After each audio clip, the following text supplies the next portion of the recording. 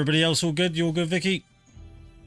All good, sorry, just ordering some food. Oh, what are you ordering? Hold on, I can't start until I know these details. Indian. Oh, what? Hang on. I'm a bit of I'm an Indian connoisseur. There is a right and a wrong answer. What are you ordering? Chicken tikka korma. You will Sorry. You will I'm take. all right. I can. You will take 5 points of damage. I can take spice. I want to put that out there right now. I can eat spice, no problem. But if I have a choice between flavour and heat, I will always go for flavour, and so hence the korma. So, yeah, I agree with everything that you've just said. There is a sliding scale of heat to flavour, but your scale is a lot shorter than mine, right? It's very hot is like a vindaloo fowl. No hot, korma tikka. Right in the middle, madras and jalfrezi. Oh, yeah, I love a jalfrezi. Perfect. That's the one. Perfect. Big, juicy peppers and onions. Right.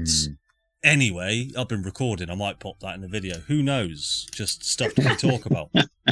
Welcome back to Crit Happens, plays Echoes of the Past. Some of you are listening with your eye holes. Some of you are listening with your ear holes these days. So, yeah, there's that. Hello. Okay. Adam says hello. Yeah. I wanted to, they might not know I'm here. Do we go around the room? I mean, I felt like it was a heckle and I had to do a comeback, but he's technically right. Hey, what did we do last time? Vicky, go. So we were in a white room, and we had we just been toasted, and we went into another room where we sacrificed I think Flopsy sacrificed some of her blood, and then a dark Flopsy appeared, and so we had to defeat the dark Flopsy. And then when we got through that, we ended up in another room, and everyone was there, and everyone was very, very confused. And there was an argon core in the center of the room. And one of the darkness, like a twat, decided to head over and like, you know, try taking some of that in, and it overwhelmed him to the point where then he started basically just I think nearly everyone died, like nearly every fucking adventurer just perished, except for Micah, who we discovered was actually the mortal form of the god Talos, and so he was like taking him on, and we all managed to kind of get out of the blast radius, and then ended up being transported back to the tavern where we discovered that dickhead at the front of the room that had that really creepy smile on his face the entire time. He was actually the mortal form of Asmodeus. And he basically like showed us his godly powers, and he was a bit of a dick about it, and then he killed a couple of other people, nearly killed Juliet but didn't. And then we got transported into the sky. That's where we saw Neverwinter completely and utterly destroyed, like a mini Baldur's Gate from 2,000 years before. Talos got imprisoned in a mine force prison, whatever it's called. And then Ella came in with the ship and Captain Xandar to save the day. We managed to save a couple of people, not a lot of people, but Lucy's with us, which I think is the most important thing. And yeah, currently we are flying away from Neverwinter on a big fat ship, and Lugas, I think the only kind of big kind of thing we've been given at the moment is Tyr has told Lugas to go and find Elliot Wagyu in the high mountains or something. So I love it. Yeah. It's a good rundown. That is a good rundown. I love it because it reminds me of things. And as you noticed there, typing in a little note that I'd forgotten to write down. So thank you, Vicky. You're welcome. We will get back to, and this is some very sinister music that's going on right now. Let's have some unsinister music. You're all on the airship, the Harmony. You've just left Neverwinter, as Vicky has just explained, and you are not too far from it. The screams are no longer heard. The shouting, the burning is just sort of just a sort of a passing now. You can just hear the small, very loud stuff coming from it. And you're a few miles off, but the harmony is soared right up into the sky above the cloud line. So you can't make out Neverwinter anymore, though you do see the orange glow and sort of smoke rising above the clouds. But it is nighttime now. It is the evening time. You're on the upper deck of the harmony. I'll tell you what, we'll go to here, just because that is where we left off last time. I know it's a battle map. Don't be scared. Nothing will happen. But yeah. So, the scene is yours, really, guys. We'll pick up exactly where we left off last time. What would you like to do?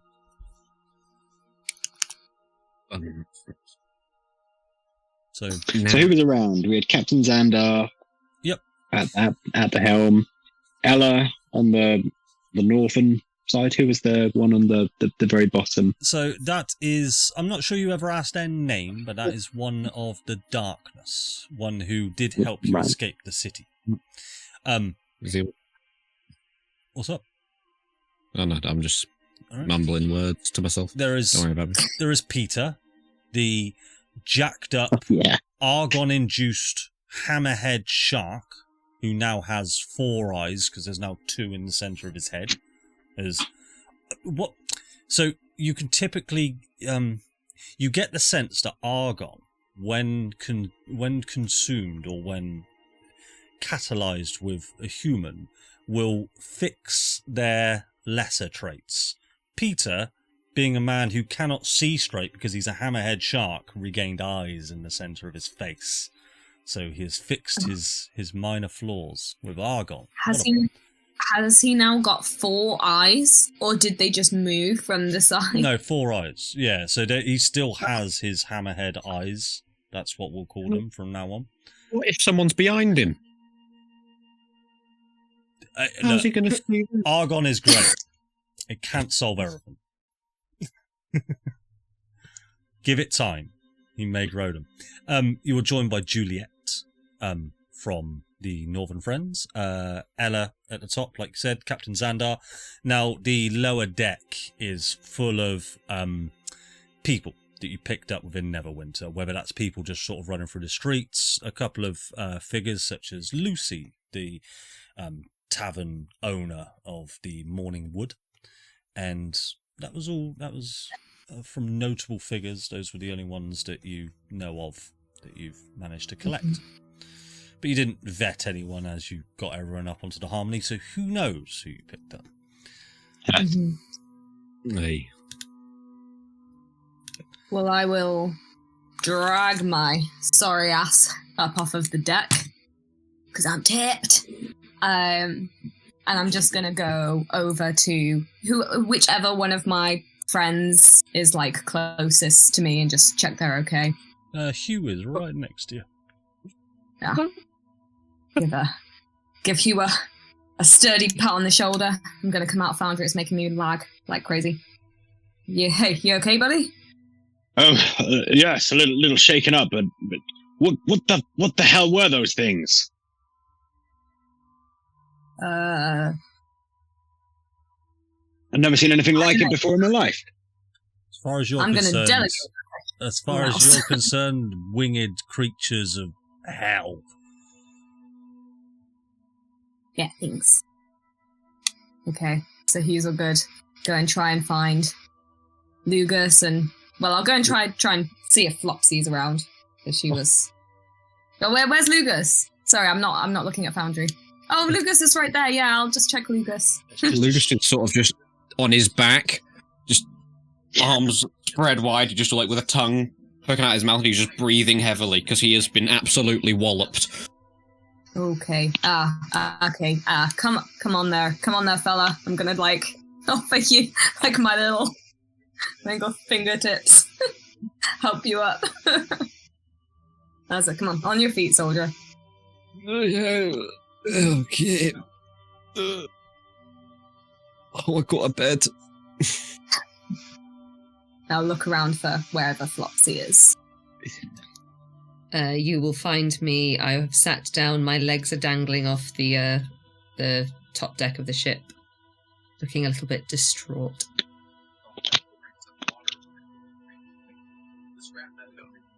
I'll go over and just kind of nudge you with the toe of my boot, but in like a playful way, not like I'm going to kick you off the ship kind of way.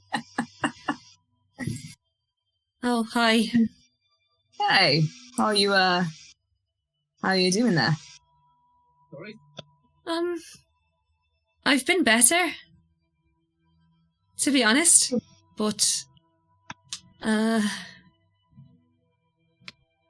you think that's what Baldur's Gate looked like a couple thousand years ago? I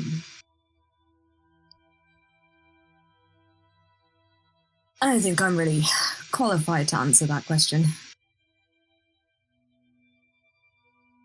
I've never Maybe. been in the middle of a raised city before. It was very unpleasant. Yeah. Why does he want to do it, though? Who? The devil fella? Asmodeus, what possible reason has he got to do all that? The games and Neverwinter and... I mean, maybe to do one, I guess he's a devil, but to do all of it feels a little bit... I mean, Why? his end goal, from what I gathered, was just primarily the killing of the adventurers. Maybe he was trying to wipe out any sort of competition, his whatever plan may have been. Yeah, but they didn't even know he was there. What kind of danger or threat did they pose? If he just laid low? One of them was, I think, a god as well. Did you see Micah? I sort of recognised his origin, literally. It matched quite closely to a god of thunder and destruction named Talos.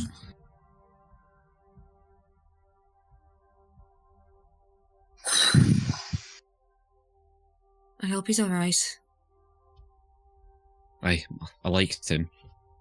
Previously, Andy, we could see the cage still kind of sparkling. Is that long gone at this point?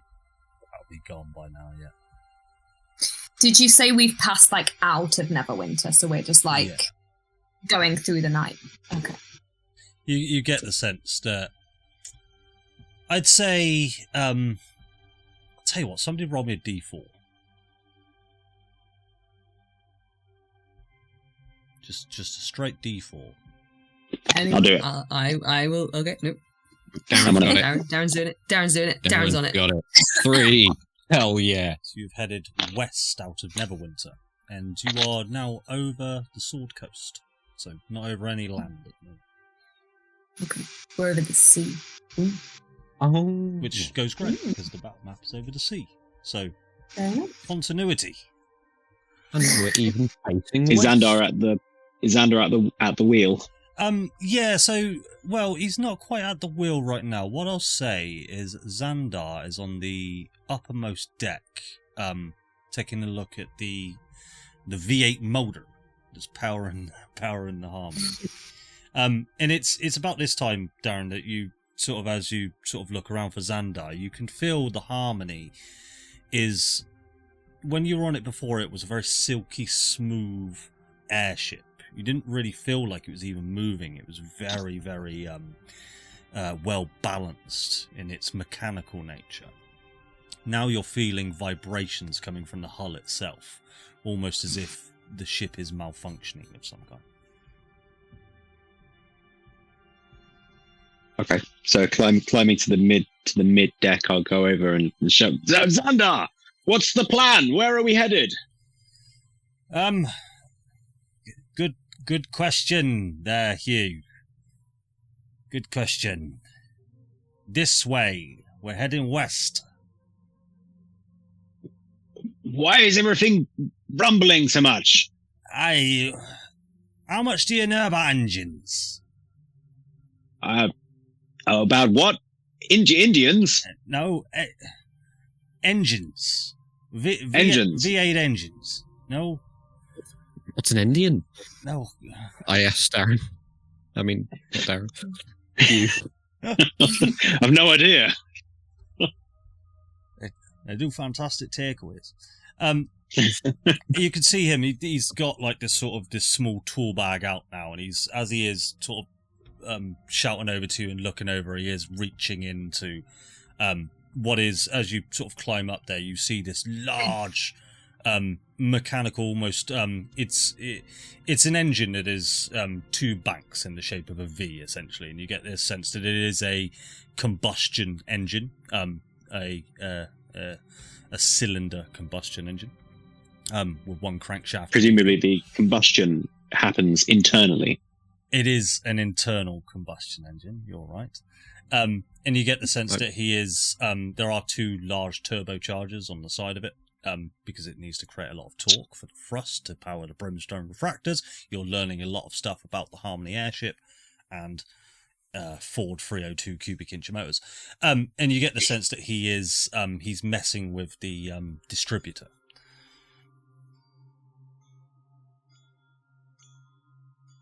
Is there anything we can do to help? It seems you've got your hands full. Hey, can you pass me that 3/4 inch wrench? Yes, and I'll rummage and... Oh, no, hold on. Is there a tools check for this? Or? Well, yes, hold on. So, typically in Faerun, the standard measurement is metric.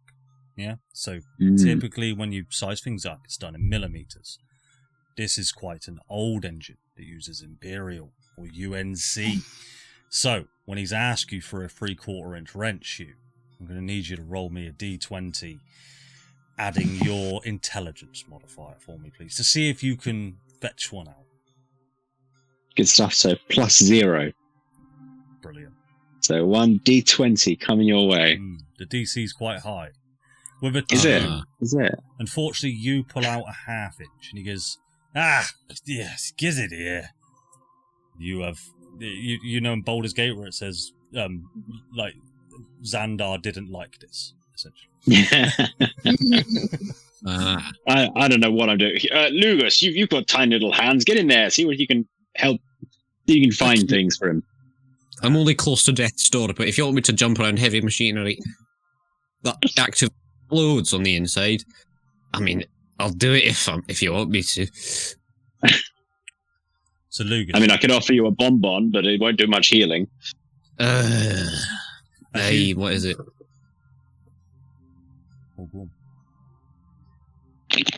I'm waiting on ye. Oh. As you jump into this tool bag, it's like a dungeon. You get to the first pockets. There are wrenches everywhere. They are huge wrenches. Right? You see a set of drill bits. Now, careful as you go. These could impale you as you move forward. Oh no, that will actually kill me. But you see in front of you what, because of your small nature, you get the vision and you can see 3/4 on one of the wrenches. But it is a big wrench, a 3/4 inch.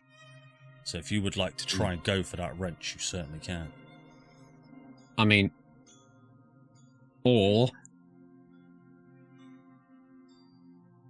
I'm so sorry.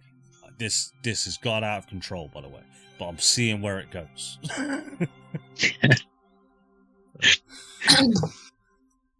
Did we level up? No. Okay, then I'm just gonna cast light on it. I'd be like, it's flipping that one. And I'll just project that to you. It's now bright light. Yeah, I'll grab it. I'll grab it in one hand and help Lugas out with the other, and hand Lugas over to Xandar, and they get confused. No, wrong one, that one. Oh. Hey, thank you, Hew. Now, can I have the 3/8, please? I'm joking. We could sit here for an whole session of trying to pick out Imperial tools because it's my life. I hate those wrenches. Anyway, and you'll see him fiddling about with the engine, and he's sort of getting covered in soot and stuff. So he's able to hold a conversation, but you can see he is distracted. He's busy. Yeah. Lugas isn't. Lugas is on the verge of passing out. So it is getting very late tonight. You do know that going down into the lower deck that you guys can. You can quite easily do that just from the top deck. There's 2 staircases going down into the bar area where there's also bed and board. And we can reunite with Bingle or Bungle, whatever. Bingle. Yeah. Bingle the bugbear. Go down and see what the mood is. Right. I'll actually head over to Ella, but I'll hold off to see what everyone else is doing. Cool. Everyone else heading down? No. No, after especially Flopsy sort of just waiting, I'm like, oh, I should probably stand around. This seems like important. I do have some knowledge and sort of requirements for justice and that to probably be present during things. There it is. So Flopsy, you'll notice that Ella is she hasn't moved too much. She's on the side of the ship, the bow, stern. I don't know what it's called. The side of the ship. That bit where you see her. But she looks exhausted. She's sort of got her head in her hands, and you can see her just quietly muttering something to herself. Are you okay? Yes, I'm just a bit exhausted is all. Apologies. How are you? I've been better. I will say I'm not a particular fan of finding out that we've been manipulated by people that were supposed to be helping us, but I'll get over it. I don't think you don't need to get over it. I can explain why we did what we did. And hopefully, I can make you see why. But just give me some time to rest. And I will try and explain everything. Okay. Well, where are we heading first? Because at the moment we seem to be directionless, and the further we go, the further away from anything we get. So, is there anywhere that we need to be heading? I mean, there are some locations that I feel that we will need to visit at some point, but I believe this ship is locked on a fixed direction right now. Judging by Xandar up there, furiously trying to fix that engine, I don't believe we have much steering right now. Okay. Well, just take your time, and when you can, I think we deserve some answers. You certainly do. And I aim to give you every one that I can, every one that I know. I will hold nothing back. Do I trust her? Roll an insight check.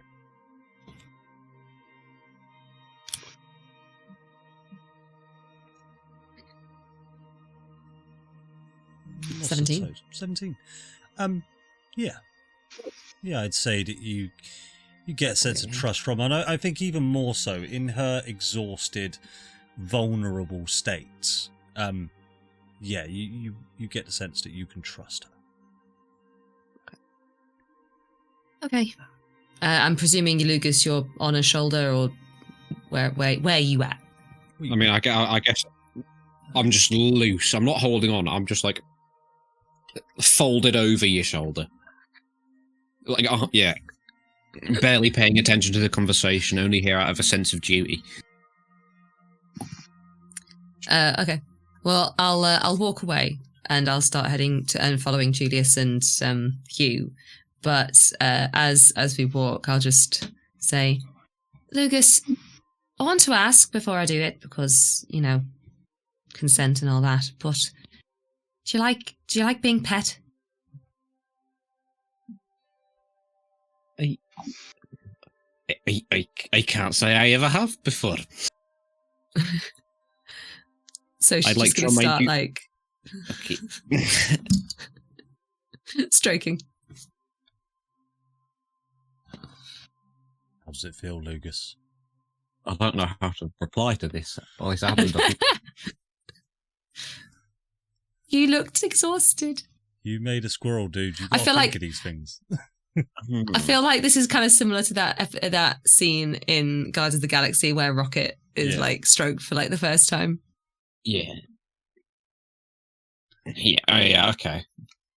Yeah, he will sort of just flinch, like slightly, and then sort of just lean into it and pretty much fall asleep.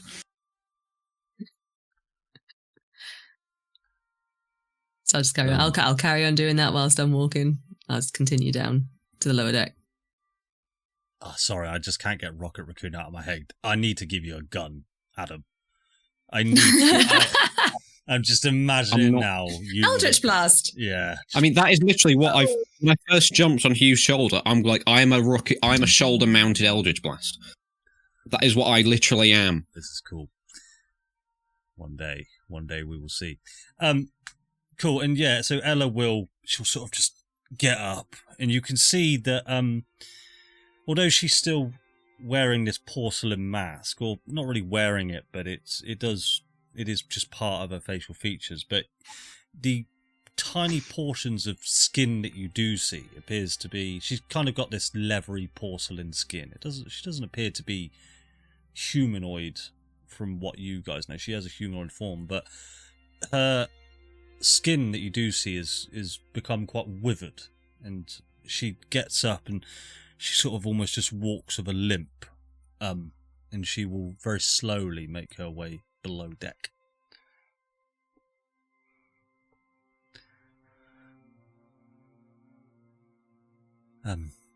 Do excuse me. I need to rest. I'm sorry, I can't. After all of that, I don't know what you all must be thinking. But I promise I will explain all. Don't worry, we trust you. Just go and rest. Thank you. Cool. Let's go down to the lower deck. Hey. And as you all sort of head down, into the familiar sight of the Harmony's lower deck, you'll see, much like before, tables and chairs sprawled out across the room. There are a few people here now. You see that most people have sort of gone up into their rooms. There aren't enough rooms for everybody. You managed to bring on the maximum people that the Harmony could safely fly with. It wasn't the maximum that they could have bed and board for. So there are people that are just sort of led on the stairs. You can see Bingle is sort of flutting around, sort of handing out blankets, and they've got makeshift pillows going.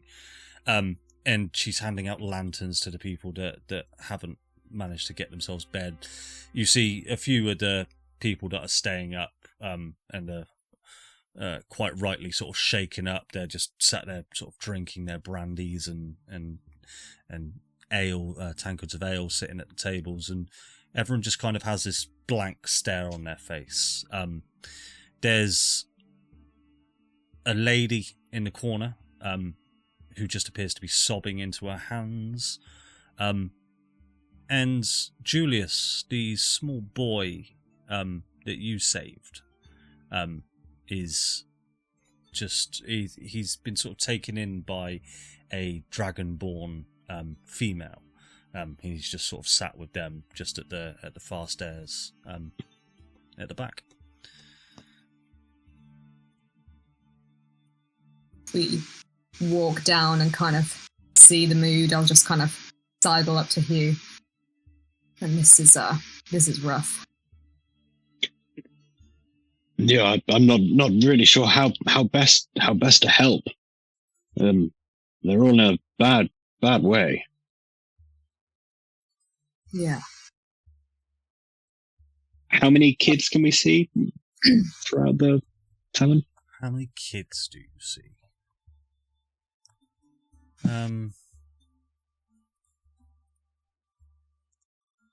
Just the one that Julius saved. Just the one. Okay. I'll pull out my bag of Squirrly-Dans and I'll say, Julius, do you think he'd appreciate something to keep him busy? He had one of those, right? He had a Squirrly-Dan. I think he may have had a Squirrly-Dan. I remember. Well, he could have a bag more. A bag? No, just the one. They're my Squirrly-Dans. You think I'm going to hand off some fucking kid? I think that's a nice idea for you. You might have lost it, kind of dangling off the side of the ship. Yeah. Can we wander over to him? You certainly can. And as you do, you sort of make your way through the various tables, and people will look up, and the majority of people will just sort of stare at you guys, at you four, in awe. And one chap just sort of sat there with an arm on the table and a brandy in one hand. He just sort of holds his glass up to you all and just says, "Here's to you. I can speak for all of us. Thank you. Thank you for what you have done." And as you make your way over to the small boy, he's just sort of, he's wrapped in a blanket that Bingle has thrown over, and he's just got tears flowing down his face. And he looks up to you, Hew, and he just sort of sniffles slightly. I will crouch down, and I won't say any words, but I'll just pull out my bag of Squirrly-Dans, and I'll just open it and say, help yourself. Oh. Are you sure? Please. I do love Squirrly-Dans. I lost mine. I lost mine down there. I think I may have found it. Maybe in there. Have a rummage. See if there's one that looks like yours. It sets all of them off, and now we have an entire bag of Squirrly-Dans. Roll for initiative. Roll initiative. That would actually be... I kind of want to do it, because it would be fun, but no.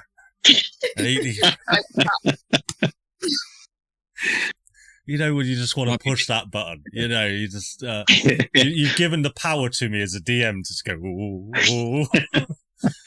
But he might be a bit too soon after the tragedy. Yeah. Might bring the mood. Tonal dissonance, you know. He'll reach into the bag and he'll pull out a, I don't know if I mentioned this before, because I didn't know back then, but I'm retconning if they did. They're all coloured Squirrly-Dans. They come in all different flavours of colour. Some have sort of ribbon tails, other ones have velvet tails. The one he pulls out is a green Squirrly-Dan with a velvet with orange striped tail, and he just goes, It's not my Squirrly-Dan, but I like this one. May I have it? Take it. It's yours. Are you sure? Julius. Yes, of course. Julius, what was this one's name? Can you remember? That one. This is that one. Oh, I bet it's... No. That one's name was, Ami. Ami. Mm-hmm. I love it. Thank you. I'll keep it safe. I promise.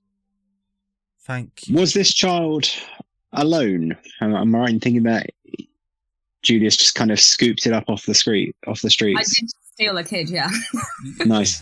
The kid looked like it was he was alone and lost. And it's sort of frozen in fear on the in the streets. I don't suppose you saw my mummy and daddy, did you?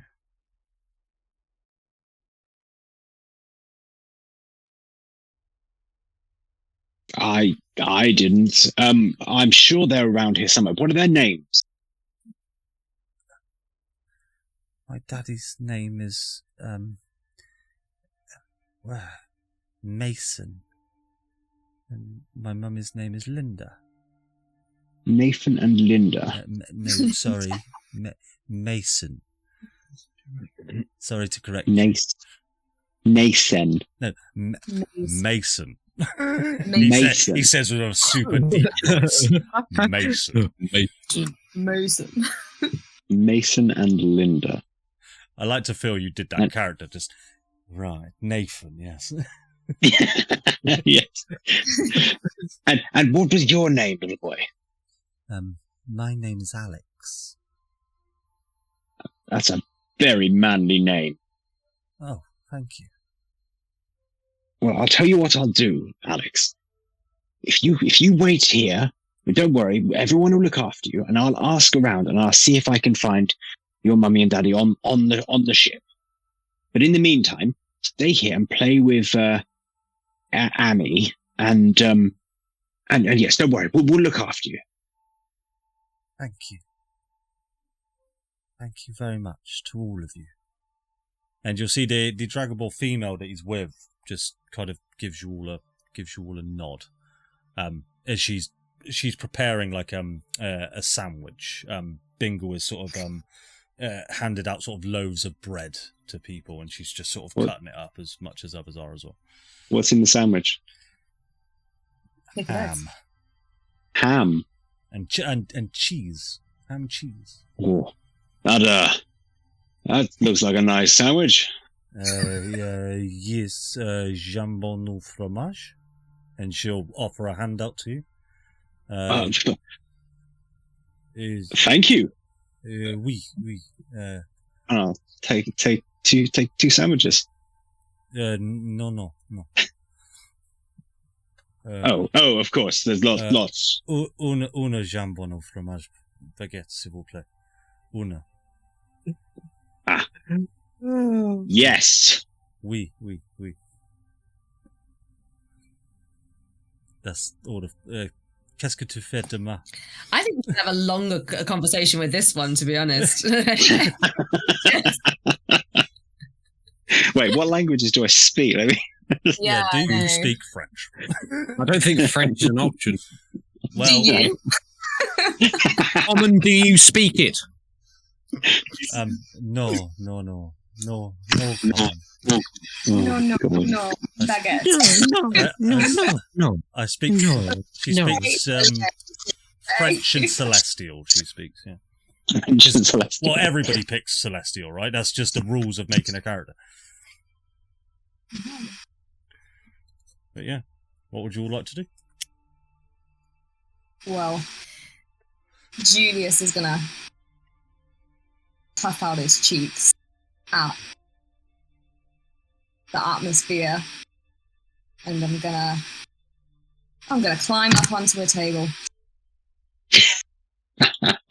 Sweet. Knowing the previous performances and the penchant for using knives in them, I'm going to maybe that one away from the child, Julius. I'm gonna go in. I'll go in the middle of the room, and I'll do that awkward thing while I'm waiting for people to look at me. But like, if some people are still having a conversation, I'll be like, You'll get a somber crowd. You get the sense that this will be a crowd that's hard to please right now. Okay. Yeah. Well, let's see. Well, I cast guidance. thanks. I might need it. You have guidance. I'll wait till people are paying attention. And I'll, kind of awkward actually, uncharacteristically awkward for Julius. Hey everyone.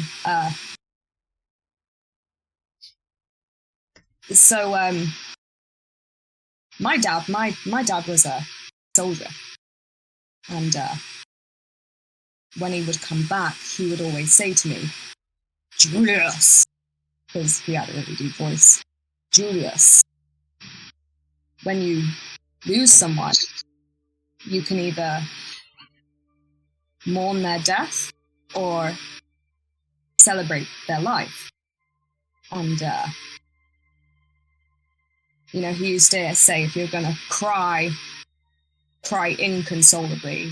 And if you're going to dance, then dance till you collapse. And he did. So, I know I can't really say much to make this better.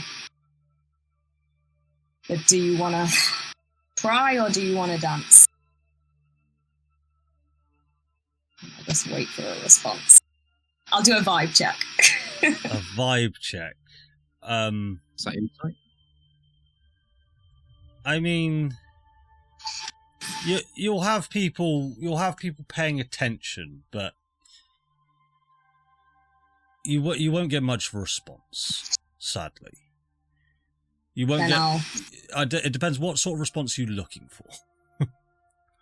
I'm not looking for a response. I'm trying to judge the mood. I'm trying to judge whether people need to cry it out or whether they need something to lift them. You get the sense that, yeah, these people don't know what they need right now.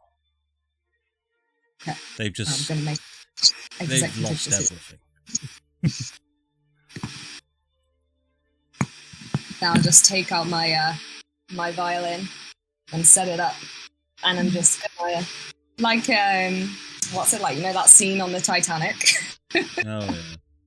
When they're just like, come on, let's just keep it like, keep everyone from going crazy. I'm just gonna play something that it's not too sad, it's not happy, it's just, well, maybe I should roll and see what it is.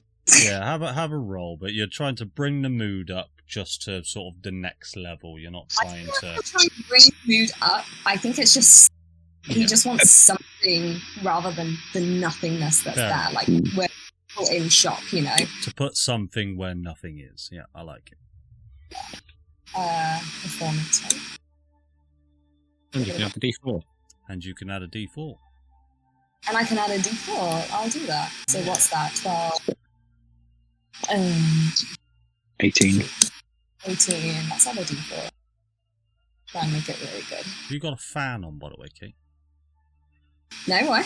No, it's your computer making a very loud fan noise. Yeah, it is. I'm sorry. It's not good. So, with a 21, it is beautiful. You're playing this slow but somber melody that has its ups, it has its downs. But it is just putting something where nothing currently is. And you can see that people are appreciating it. It is not out of place. It is fitting to the mood, but it is comforting to the mood. It's not compounding the mood, if that makes sense. Perfect. That is what I will be doing. And as you continue to do that,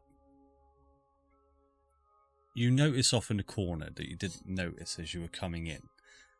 This large husk of a lady, Lucy, is just in the corner of the tavern. And you didn't notice her before because she was sort of draped in a blanket. You just thought it was a bundle of blankets. But as you've started playing now, Lucy is she's taken the blankets away from her head. And she's very much keeping herself hidden. You get a sense because she may not feel welcome where she is. But she just looks to you and she just smiles slightly. She's got this constant smile on anyway, but you get the sense that she just... I'll give her a little wink. But it's not like a wink, it's just an acknowledgement. Oh, all right. Because it's... Right, I'll just keep playing. I just want to fit, like, when people don't have any words, I'll just give them some music. Yep. I like it. Flopsy, what are you up to at the moment? I'm going to be looking for that darkness guy. I was presuming they've all probably come down at some point. I don't imagine that they would have Yeah, the darkness Stayed up guy on would have deck. definitely. He would have headed down. He's most likely at the bar. Is him. He's quite a high level adventurer. He's quite a hardened individual. You can see he's at the bar with, I'm going to say, just on his own, with a glass of brandy and an inkwell pen and some parchment, and he's just sort of scribbling things down. Yeah, I'm gonna head on over to that guy. You sort of take a stool up next to him. And he won't acknowledge you as you come up, but yeah, what would you like to do? I'm sorry about your companions. Yes. Thank you.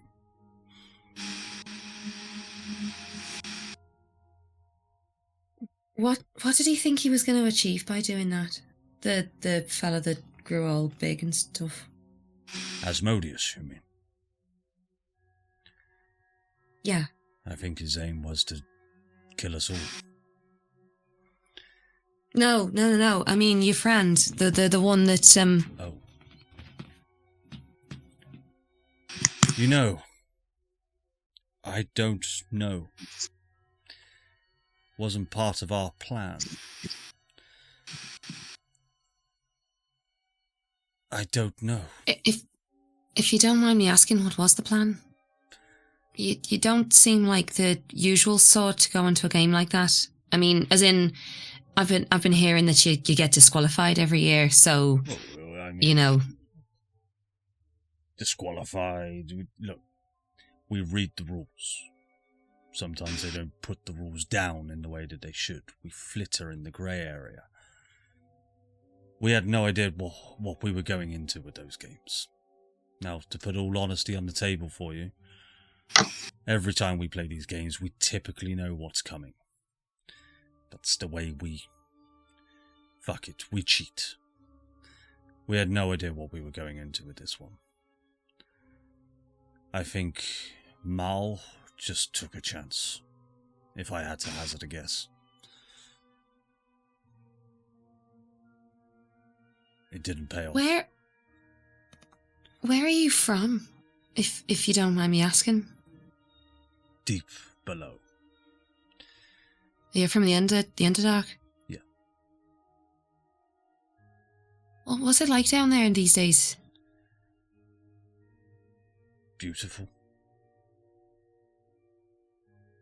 To you, probably horrible, dingy, sad, lonely.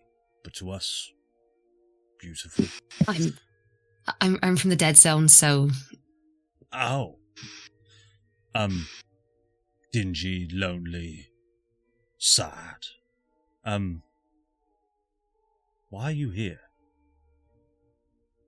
well, that's an interesting, funny story that we don't really understand the full reasons as to why we're here, but I was lucky enough to be able to get out of the Dead Zone, and I partnered up with a friend, and we've been traveling around together, and just by apparent machinations behind our but that we weren't aware of, we ended up here, and yeah, but there were a lot of drow that were appearing in the city. Yes. And we've dealt with a couple of them, and we didn't know whether or not you were a part of that. Are your what sort of clothing are you wearing on your upper half? Have you got sleeves? Yeah. I'm fully covered. I've got that horrible pink pauldron. Yeah. Which So, I think a squirrel. Yeah, I'm fully covered. Would Yeah. your forearms will be covered, yeah? Yeah. And he'll just say, would you mind pulling up your sleeve for me? Oh, of course. Yeah. Because I know what he's looking for. So yeah, and he'll see absolutely no marks at all.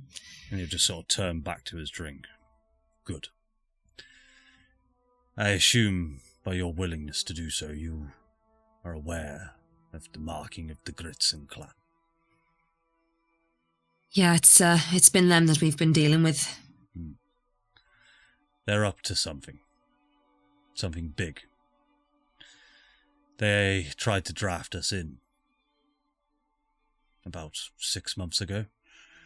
We didn't get given all the details, but we declined fairly early on. All we know is they're up to something big. We don't know what. Okay.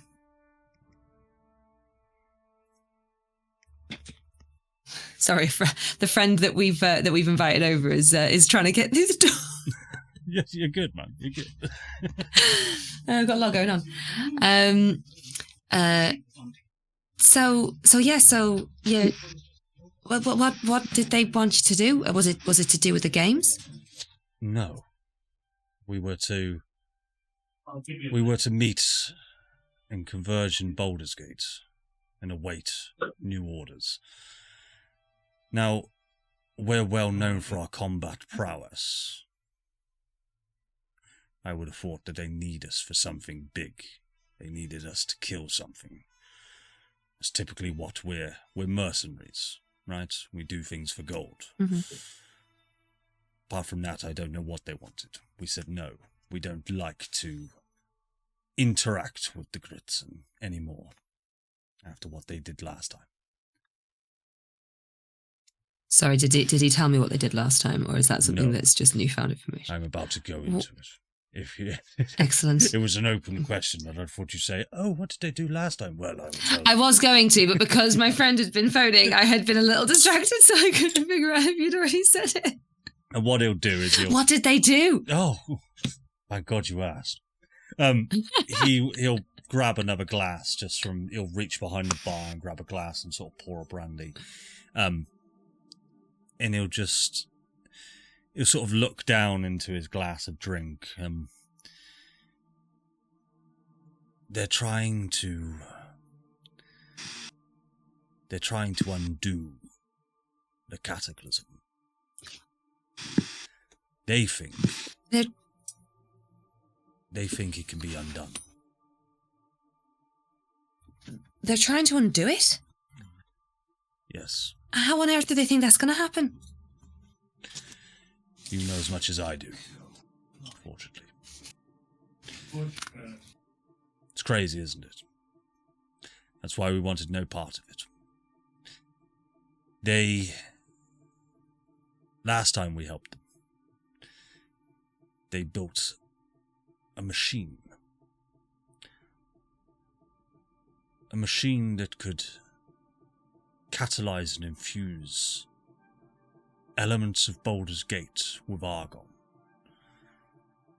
They thought they could repower the city to create almost a beacon to the divine powers above.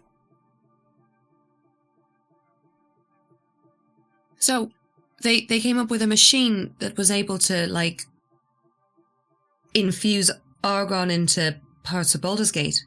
Yes, reconnect the network. How long ago was that? Out of interest. You're talking about 8 months ago. Okay. I was gone by that point. Good. You do not want to get involved in that. And they would have drafted everyone in Baldur's Gate for their mission. They are more of a cult than anything. They insist heavily that everybody help them and that their way is the only way. But some things they say do have merit. I will say that much. Such as? Their idea that something else is up there. I don't believe they can ever undo what was done. But there are beings out there that can bring back life where there is none. The gods.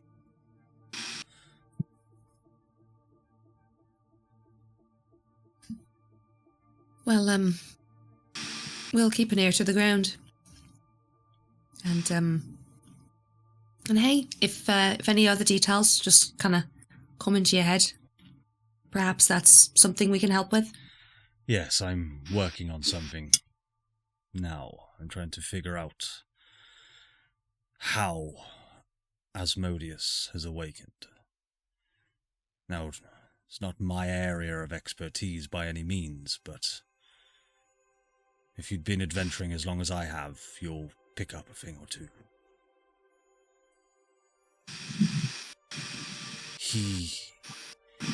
There's no way he could have awakened by himself. There must have been an outside factor. There must have been someone helping him. Do you think it would have to be someone on this plane? I think it would have to be.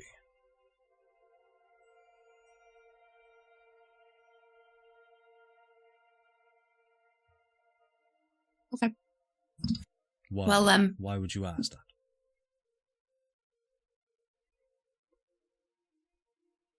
we're not too sure yet, but we're dealing with a and I'm just gonna is Lugas asleep on my shoulder still? I mean, his eyes are closed.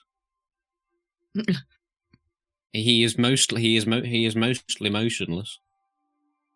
But he did cast guidance earlier, which he probably So would have he's seen. semi-awake. I can't talk too much about it because, to be honest, we don't really know all that much already, but one of our friends seems to think that Gatta's cross is somehow involved. Cannot be. Gatta's cross is dead. Well, that's what we said. Here's a question. You know when you went into that nightmare? You know, the one that we all kind of had. What happened to you, if you don't mind? I appreciate it might be quite personal, so you don't have to say, but did you get attacked? I watched my mother and father die. If you must Harry's know. will immediately go down at that. I'm so sorry. It was Truly. all just a trick of the mind, wasn't it? It wasn't real. I know, but it doesn't make it any easier sometimes. No, you're right. But we go on. And it's what we must do. And I will say, you four seem to have level heads on you. Thank you for saving me. I will endeavour to help you as much as I can. You have my word. Thank you. And I'm sure we'd say the same. I won't speak for everybody, but I know I'm willing to help. And Lugas here, just kind of nudging my shoulder a little bit. Yes, I see the That's a yes. The small Ratatosk. A rare sight, but good to see you, sir. Thank you. God, everything hurts. Are you okay? Do you need some healing? No. Oh, that'd be lovely. I can heal you if needs be, but, I mean, there's a mighty fine bed over there. Probably find more solace in that.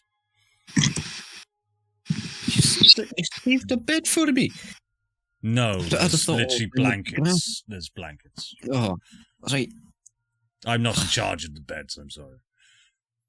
Oh, that's like only slight disappointment. Oh. I mean, if you wouldn't mind just dropping me in there, and hopefully I don't get stolen. Of course. You don't get It was stolen. lovely. It was lovely meeting you, Mr. Gauss. Gauss. It was lovely meeting you, Gauss. And I'm Flopsy. I know who you are. Thank you. Right. I didn't mean that so sinisterly. I know your name. I know who you are. I don't know who you are. I didn't know who you are, but I do now because I asked someone for your name. Oh, well, thanks, I guess. Yes. And yeah, you got some allies of whatever use we are, but you got them. Don't sell yourself short. You all survived. We barely got out alive. Now that's saying something. That's true. We're a little bit of over our heads in that one, I think.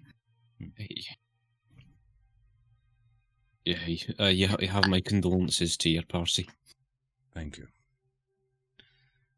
I feel you're all more powerful than you think. Flopsy will give a smile. Right, you, let's get you to a bed, she'll say to Lugas. Speak soon. She'll walk away. Cool. What are you up to, Hew? Munching on a sandwich and trying to help as much as possible. And maybe handing out other sandwiches. You'll see the French lady just sort of wave and une chambon au fromage baguette do. And you'll see that she's kind of got a system now where she'll make the sandwiches, she'll hand them to you as you hand them out to everyone else if you'd like. Amazing. Yeah, I'll be doing that for as long as required. And in response to the language I just can't understand, Q just speaks louder and slower. Oui.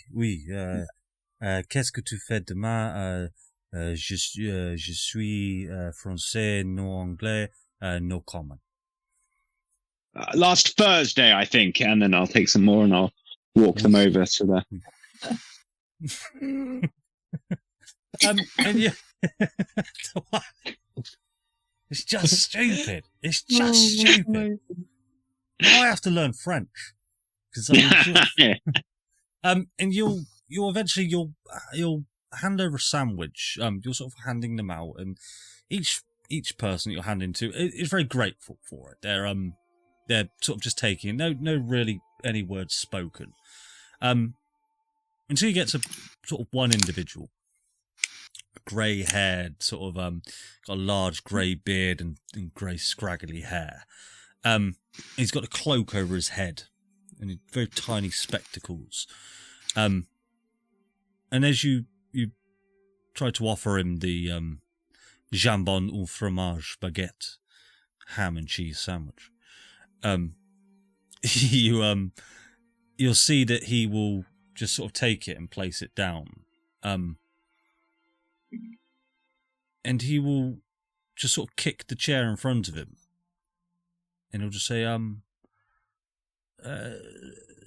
will you sit, young man?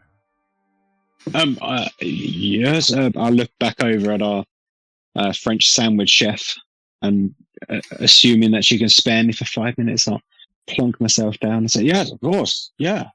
How are you doing? You just see the French lady just going, wow.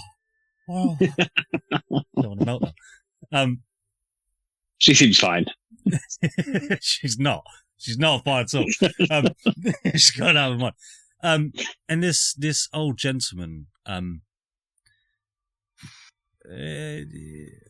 must thank you, sir, for saving my life.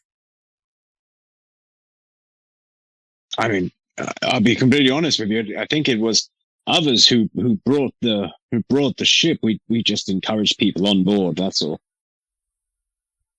All right. Tell me, what is your name, if you don't mind me asking? Of course, I'm Hew. No, very nice to meet you. Big barbarian hand comes out to shake. And he'll reach his hand out to you. Very elderly hand meets you, but with quite a lot of strength and a lot of grip. Sort of grabs your hand. Yeah. bit taken aback. Yeah. Yeah, it was. Well, to be fair, it's not as strong as you, but just as. He's not trying to overcome you or anything, but he'll just say, well, Hew, fantastic to meet you. Do you know where we're headed? I have absolutely no idea. I feel like it's all a bit up in the air at the moment. Ah, I see what you did there. Because of the airship, yes. I do like a pun. Yes. Well played. Well, Hew, when you find out where we're going, wouldn't you let me know?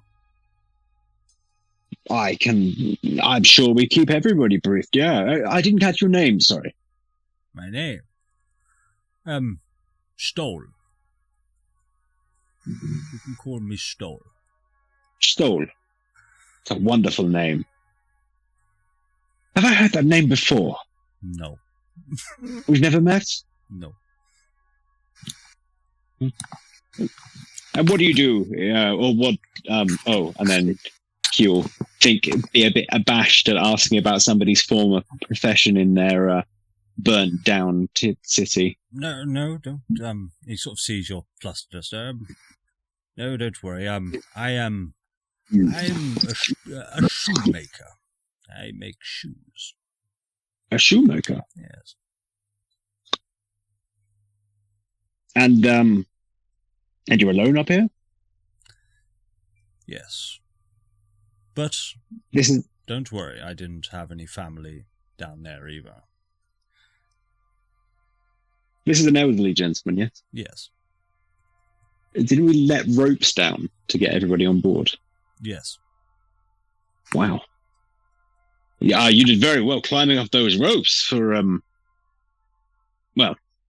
someone of your vintage. Someone of my age. Yes, I've still got a little pep in my step, you might say. Something you put in the shoes, no doubt. Exactly. I wouldn't be a good shoemaker if they didn't give me magical boons. Well, Stoll, it's been a pleasure chatting. I feel like there are more sandwiches. Do eat up, though. They're very, very good. And I'll let you know. I'll let you know as soon as I know where we're going. Thank you, Hew. And he'll take to his drink and take a nibble of his jambon du fromage baguette, s'il vous plaît.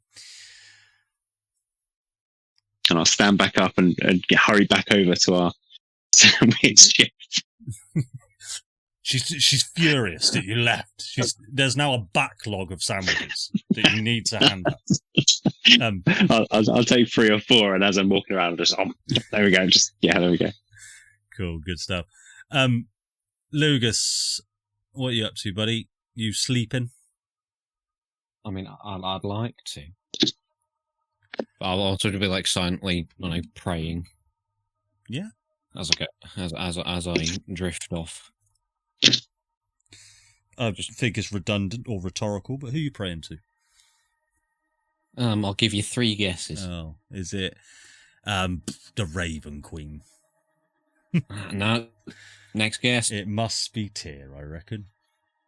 Yeah, just to be on theme. I might pull a fast one and do it like, I don't know, Joaquin, but no, I'm going with Tyr this time. Do you want to tell us what you're praying, or do you want to keep that to yourself? I guess it's just sort of a mixture of hows and whys. Like, why now? How did Asmodeus awaken? How did Halos awaken? Any more information would be grand.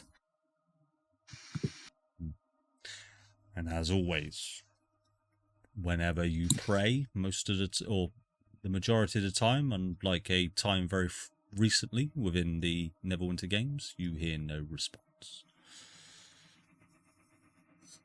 Fair. Julius, up to much? Are you still playing the violin? Ugh. I'll play the violin until everyone around me starts to look really ball bagged. Everyone's looking ball bag. Stop doing that. And I'll just I'll wait till like the perfect moment, and I'll hop myself down, look around for wherever Flopsy is. I am near the beds where Lugas is, so we are a pair right now. Oh, come on over to where you guys are, and I'll just grab, usher Flopsy aside like a little bit, trying to do it in like a inconspicuous way, I guess. I'll check to see what Lugas is doing, see that he's praying, and then I will toddle on over. I'll kind of walk over to like a quiet corner where there's like not many other people around. You'll be hard pressed to find a corner in isolation because there are a lot of people on the ship, but you get the sense that you can find an area that's quiet, but you'd have to speak quite softly in order to not be overheard. But not many people here are interested in your conversation. So yeah, I'll do that. I'll just lean up against a wall somewhere. Everything all right? With me? Yeah. Yeah. Yes. Crazy day. I was It's been a big one, yeah. Did the voices stop? Well, turns out that the one that was being a bit of a dick, that was Asmodeus. That was Asmodeus. I had Asmodeus in my head. That doesn't concern me at all. How is he in your head if he's still alive? I thought it was like... I don't know. It might be something to do with the Argon, perhaps. All I can remember doing is I just Asmodeus. I'm sorry, Asmodeus. I'll get it fucking right. You can pronounce it however you guys like. So it was Asmodeus that was in my head. And yeah, I just remember just laying down behind that shelf and just thinking, well, the voices have sort of been helping up to this point. I mean, perhaps they have their own motivations, but ultimately our goals align, so it might be something useful. And I just heard this horrible voice in my head. It was, I mean, if we're assuming that the other one's Gatus, this one was worse. It was. Are we assuming that the other one was... What's his name? Gatus? It was if I remember rightly, I can't remember exactly why, but you did get a pretty... I think it was Ella that led you on to believe it was Gatus, right? Yeah. Right. So, but what I was trying to tell you in the tavern, when before we went into that weird labyrinth kind of place with all the fire, well, I went into that space again, the place, what did Lugas call it? The ethereal plane? I went there. And, well, I could see those that hadn't woken up from that nightmare, which I want to talk to you about as well, but they were there, and I felt like I could tap into the energy that I seemed to apparently be storing, but I couldn't. I tried. I felt like I could save them, and then I looked up at the table, and all I saw was hellfire. I'm presuming that's probably where Asmodeus was stood, but and I know I ended up having a little bit of a meltdown a little bit there because I could have saved her. I could have saved Esther. Esther, yeah. I could have saved her. She was right there. I was touching her. But I just don't know enough about this power that I seem to have, and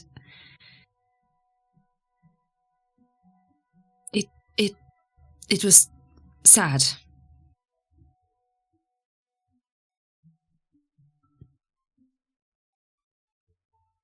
Save everyone, Nix. I know.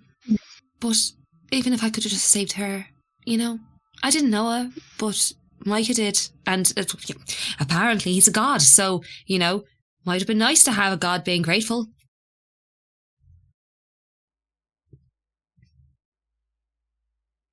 Do you think What happened? Sorry. What? No. You. Well, I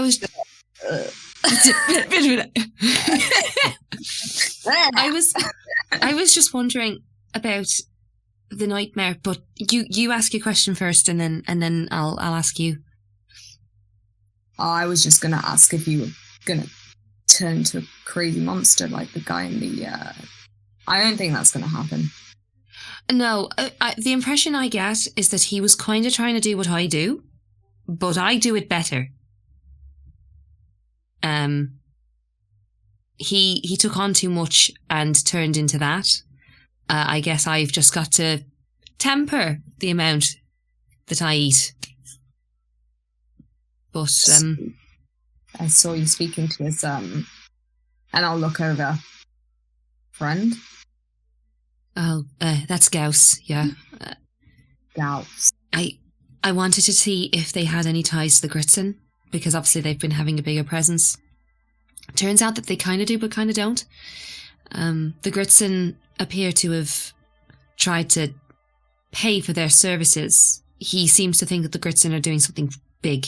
They made some kind of machine about 8 months ago that is supposed to help infuse argon with other parts of Baldur's Gate. I felt that maybe that's something to do with me, but it was done way after I found out about what I can do. So, but he seems good. He's told us that we have his aid, and I've suggested likewise. And he's definitely not one of No, he said he's from the Underdark. And I asked him what it was like. He told me. Typical drow response. He said it was beautiful, and that it was dark, beautiful and dark, and absolutely gorgeous. But probably to someone like me, it would be bleak, disgusting, alone, and all that. I did tell him that I was from Baldur's Gate. He did check my wrists, because obviously he's aware of what the Gritzen are. He seemed to be heavily against the whole affair. You checked his as well, right? No. You could safely assume that you could probably see his forearms. He didn't have the mark. He did not have the mark. I checked, because I am clever. Nice. Anyway, sorry. What were you saying about Right, yes. So talking about big scary monsters, you were in my nightmare as some big, gangly, long-armed, freaky thing, and you attacked me, man. I attacked you? Yeah, you just full-on pelted at me, and on top of that as well, you nearly downed me. I was out like a light. But yeah, I almost won. Then, yeah, you won. But I don't think it was. Well, I don't think. Well, it was obviously not you. But he kind of turned into Gatus for a little bit, and they asked me, what Argon is to me. That was the kind of the question, and obviously I couldn't answer because I was fucking unconscious or close to. But yeah, you scared me real big there. It wasn't pleasant to see you. Well, first of all, you asked for help, which is why I went there in the first place, and then you turned into this big, scary, hag-like creature. It was unpleasant.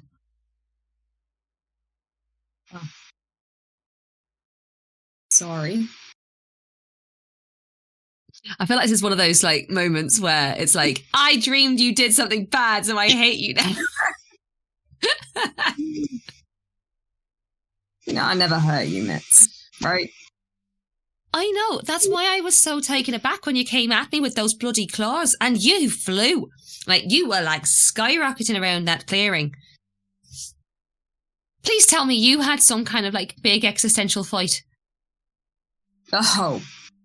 Man, yeah, did I? Yeah.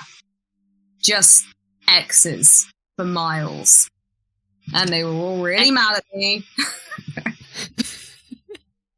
And they were like, blah, blah, blah. Yeah, it was horrible. How did you get out? I said, fuck off, please. And it worked. No, it's all just, none of that was real. It was just head stuff. Yeah, I know. Still, kind of eerie and not very nice. But look. I meant to ask Hew and Lugas actually about their experiences. I felt like it all went a bit quickly after we came out, but... You go do that. I'm going to go take a slash off the side of this ship into the ocean. That means taking a piss, right? Yes. I don't know what that means. Just going to walk away.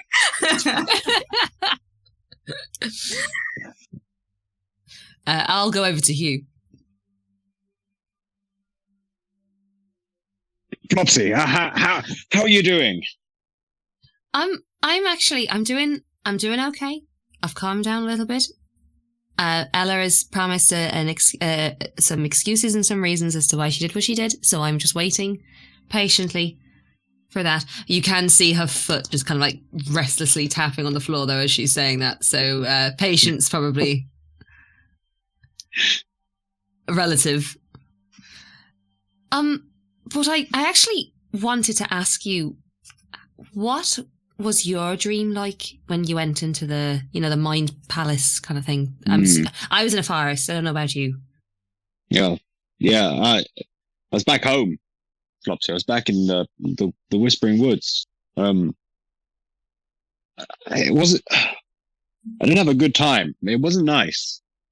Everything was decayed and poisoned, and it wasn't like I remember it. And in the middle there was a big bear. I think it may have been Balador, and I'll hand you a sandwich as I'm idly talking. I'll hand you off one of my many sandwiches I'm currently holding. And thank you. Balador was everyone was dead or dying and withered, and it was just it wasn't nice. Did Balador attack you? No. It was I was attacked. You were attacked by Balador? No, not by Balador, by Julius. A thing that was pretending to be Julius. You're okay there. I mean, it was just there's no lasting damage. It was just the dream, right? This is all just a dream, I think. Right? Well, I hope so. I don't know. I mean, if it were, I mean, it was definitely a dream, but dreams have meaning, right? And particularly if they're devil/god induced or god inflicted, I don't know. I mean, I don't know. What did Balador do? Well, he was poorly. He was everything was just in a really bad way. He needed my help. He needed me to help. Did he say how? I feel like I have to go home. I have to go back to the Whispering Woods. I have to find him.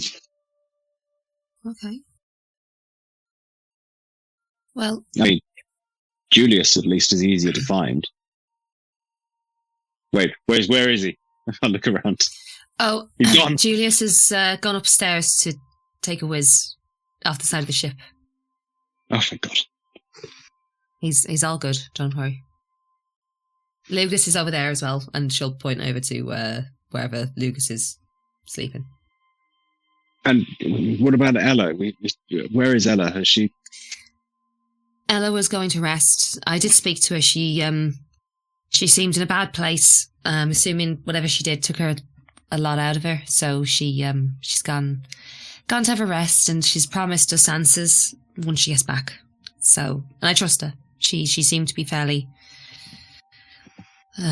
cogent. So She turned up in the nick of time. I know that much.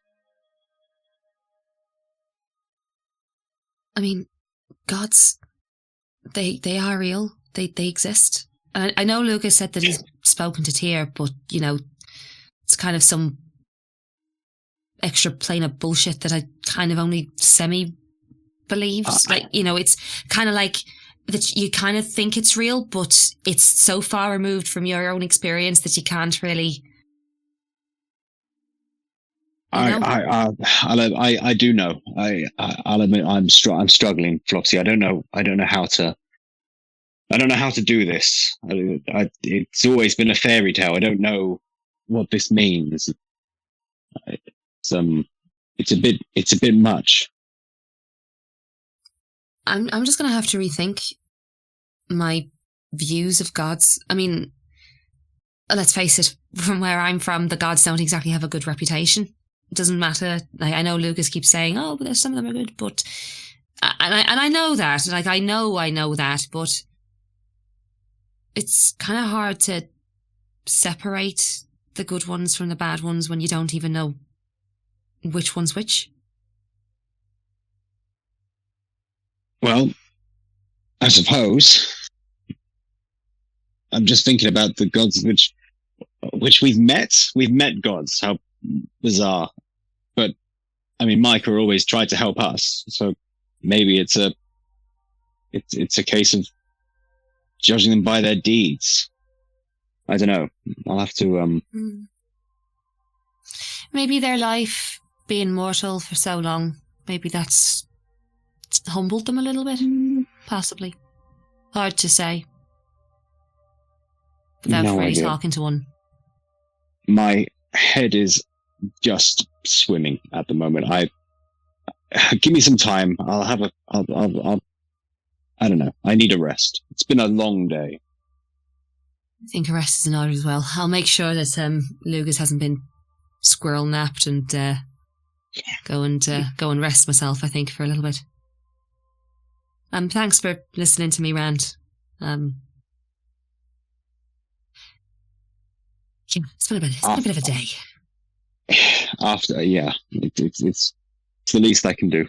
It's the least we can all do. She's gonna take a sandwich and go over to the bed. Yeah, presumably the blankets. What time? I mean, it must be getting on. It is, yeah, late now. So, as you sort of move over to where people are sort of building these makeshift beds on the deck of this ship, you'll be greeted by Bingle. Oh, hello there, Flopsy and Hew. I got some bedding for you. Here, I saved the nice silky smooth ones for you. Thank you, Bingle. That's lovely. Anything else I can do, just give us a holler and a hoot. Bingle, there was... Sorry, there was one idea I had, Bingle. We picked up another passenger who used to run a tavern, and I feel like she might be of use for you in the kitchen. Oh, you don't say. Yeah, Lucy, her name was. A big troll-like lady. She's around somewhere. If you spot her, she makes a mean eggs. Put her to use. I think giving her a job would be useful for her. I think I know who you're talking about. I offered them a blanket, and they took 4 and told me to excuse my language, she told me to fuck off. Yes. That's That Lucy. sounds like yeah. Lucy, yep. Well, But she makes mean eggs. with your recommendation, I will seek her out and I will ask her and see if she would like to help. I'm sure she will. Just to warn, she does have a little bit of a. The first impressions aren't always the best with Lucy, but she's got a golden heart. She really does. Oh, I'm sure it's always what's on the inside that counts. You know what I mean? Yeah. Very much like an egg. Some people have said that I'm a bit of a psychopath on the inside. But I'm soft and cuddly on the outside. And it's the inside that matters, isn't it? It is. Don't make me angry. Well, shit. Well, I was just wondering if you had any more of those, sweet treats that you had the time before. Oh, Just something. I'm sure I can rustle something up for you. I've just Oh, that made would be most appreciated. a toffee swirl. I can bring you one of those out.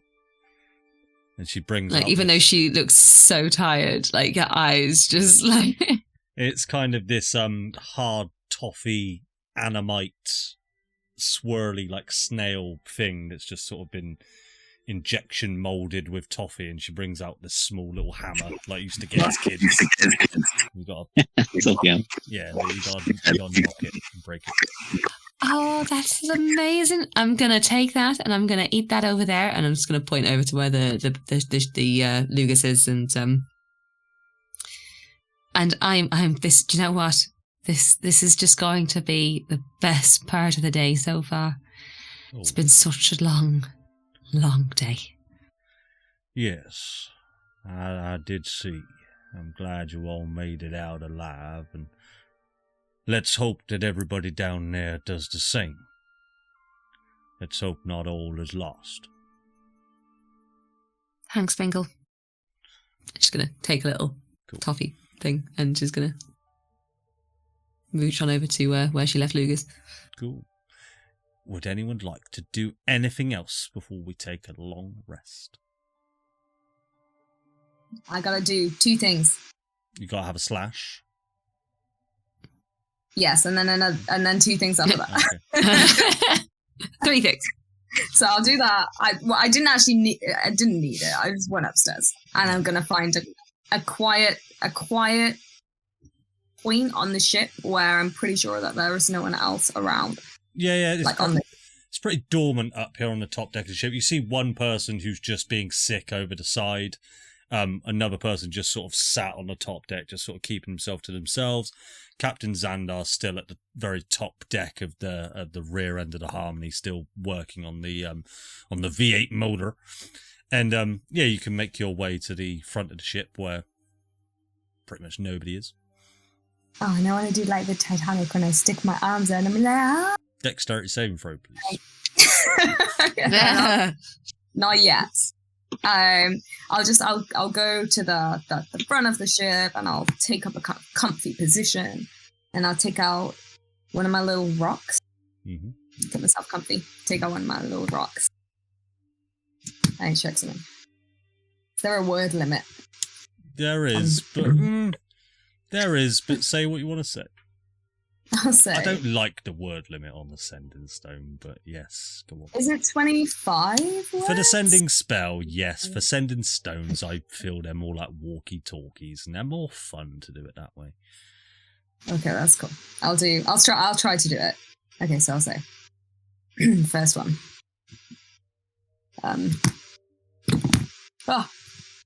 Hey, Mom. Hope you're not, I hope you're not worse. Neverwinter's destroyed. Don't know how far it will spread. I'm totally safe. don't worry about me. That's cool. And then don't reply. and then I'll... And you receive a message back. Oh! And it's not the voice that you were expecting. It is a grisly voice. And it just says, "Have you found her? Bring her back already." And that will end. Oh. Do I recognize that voice? Make a history check. Oh. I can't. Foundry's not working. Okay, just roll a d20. I can. Hang on. Hopefully it will work. It's been a little bit slow. 10. 10. You're not too sure. It could be one of 5 people that you know from the area you grew up in. And all your backstory. Okay.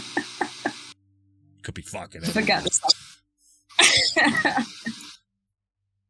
the second item. I'll just have a panic attack in the front of this ship. Oh, okay. Oh shit, sorry. So you, with everything that you know, obviously, because it's only been like couple days since that, you get the sense that her would be alluding to Juliet. Okay. Is that it? There was no second thing, or is the second thing gone now? Or? Yeah. That is all. I think I know what you're going to do as the second thing. So yeah. Yeah. Anything else anyone would like to do for a long rest? No. Everybody go ahead and hit the long rest button because you bloody well need it, and that's where we'll go ahead and take a bit of a break. So we'll be back in just a second. Bye.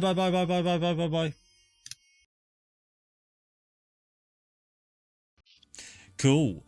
Welcome back to Echoes of the Past. We're on a ship, and it's a bit sad.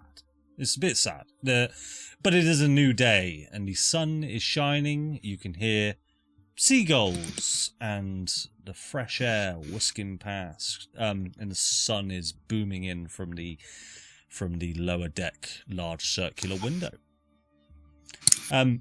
You guys all just sort of wake up by the sounds of people just sort of shuffling about. You've not had the best night's sleep, but you've had as best as you can, staying in whatever makeshift beds you can make. Yeah. There you are.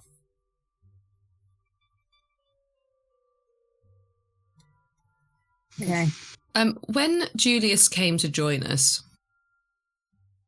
eventually, I'm assuming you came to join us eventually. Yeah.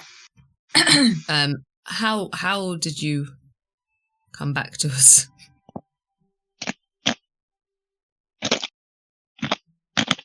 Nonchalantly? Yeah, probably. Okay.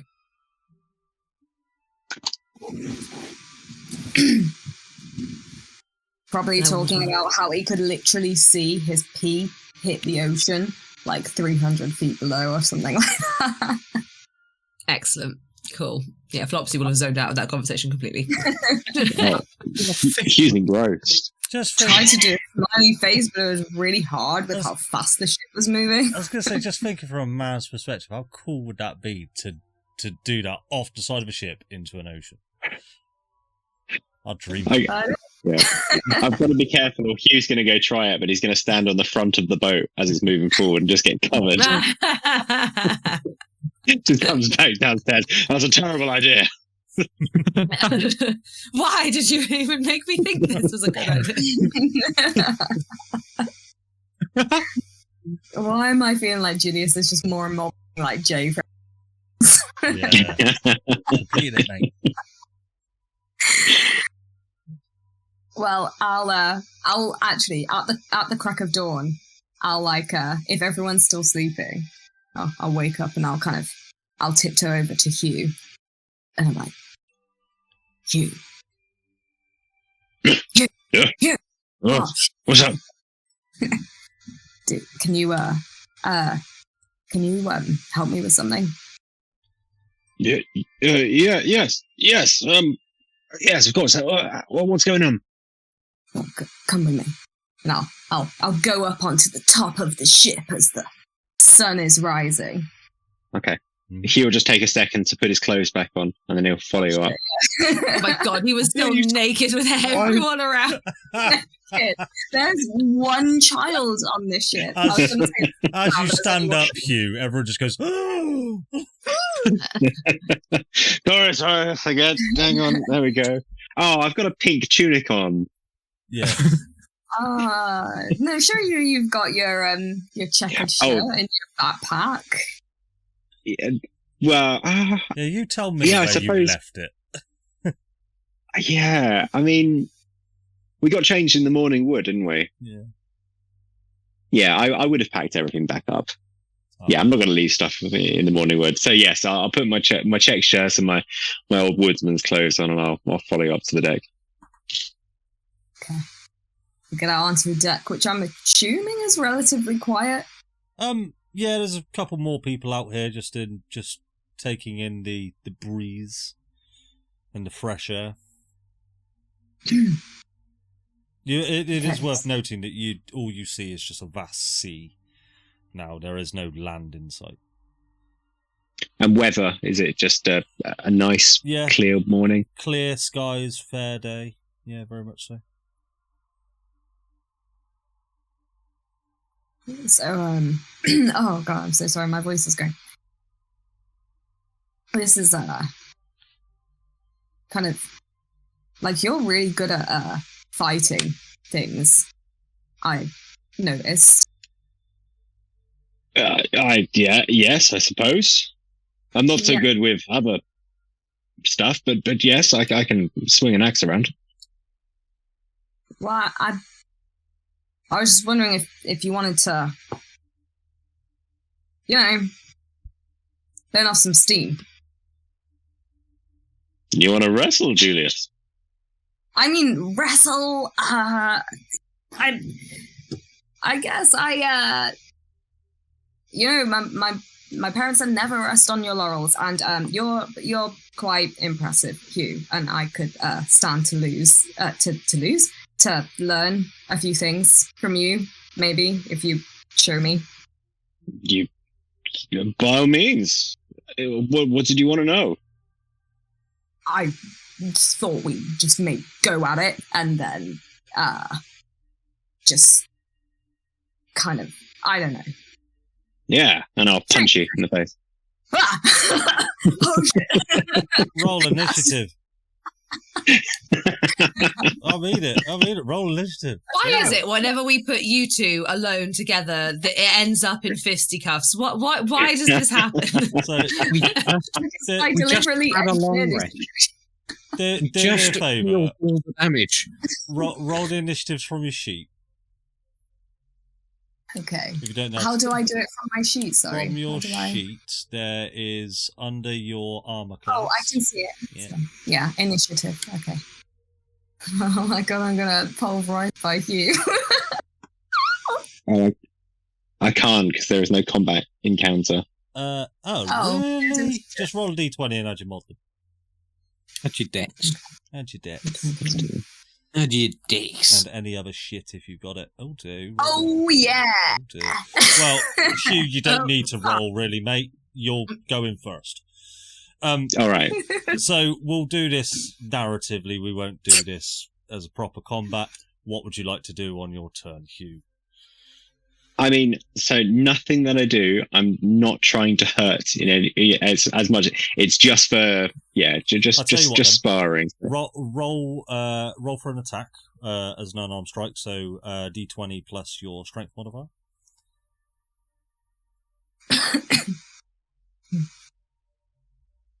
12. What's your AC, Julius? It misses. Oh, so you swing and it goes wide, Hew. Anything else? No. Yeah.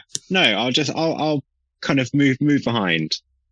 All right. So I'm just kind of going round to the back of Julius. Yeah.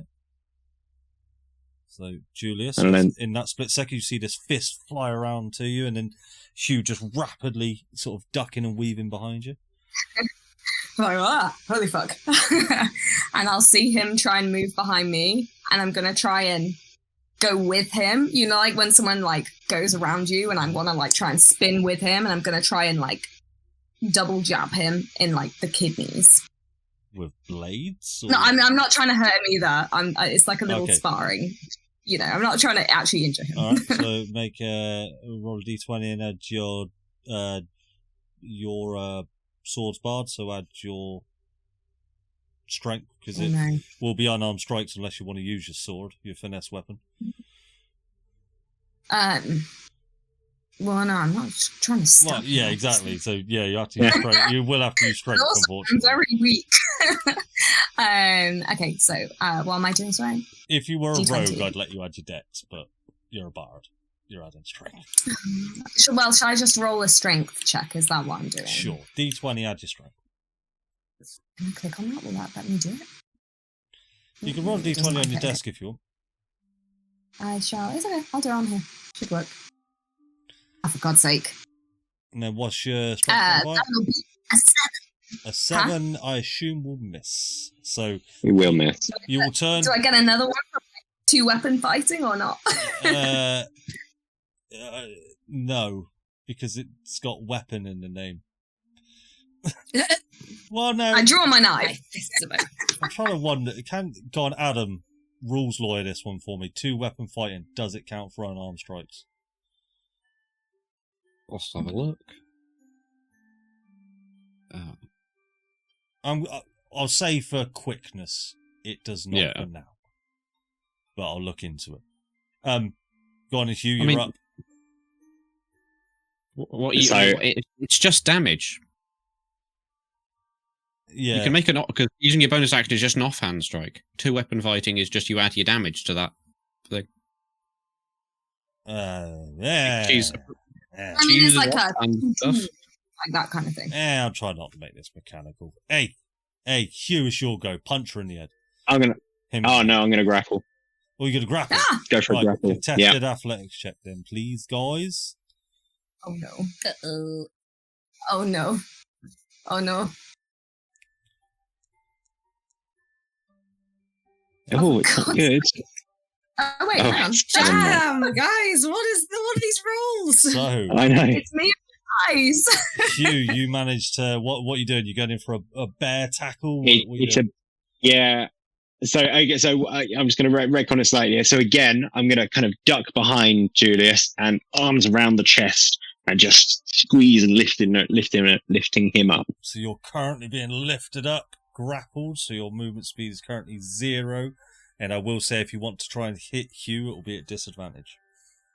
And I'm going to Okay. start laughing at this I'm point gonna as well. try and do that. What I want to try and do is go with the lift, and I want to I don't know how you're going to rule this as a maneuver, but I want to try and kick my legs up. I take the weight of my body and try take us both backwards. What I'll say for that, typically to get out of a grapple will be you'll need to try and make a strength check, a never contest strength check. I'll say for this one you could use your dexterity, so you could use acrobatics instead if you'd like. Yeah, I want to as he picks me up, I feel it, and I want to kick up with my legs and try and take myself over his shoulders, basically. So Hew, make a never contested, make an athletics check. Julius, athletics or acrobatics. What's better for me? Okay. Oh my god, what is Hew's modifier? Got a 15 to beat. God's sake. Oh well. Oh, it's equal. I'm gonna say because it was your action, meets it, beats it. I know we're not doing rules as written here, but you do manage to you go with the grapple, and as you sort of push off with your legs, you both sort of fall down horizontal. So Hew has still sort of got hold of you loosely, but you've managed to get out of the grab. Okay. Okay. Is that my action? Yeah. Hew, it's over to you.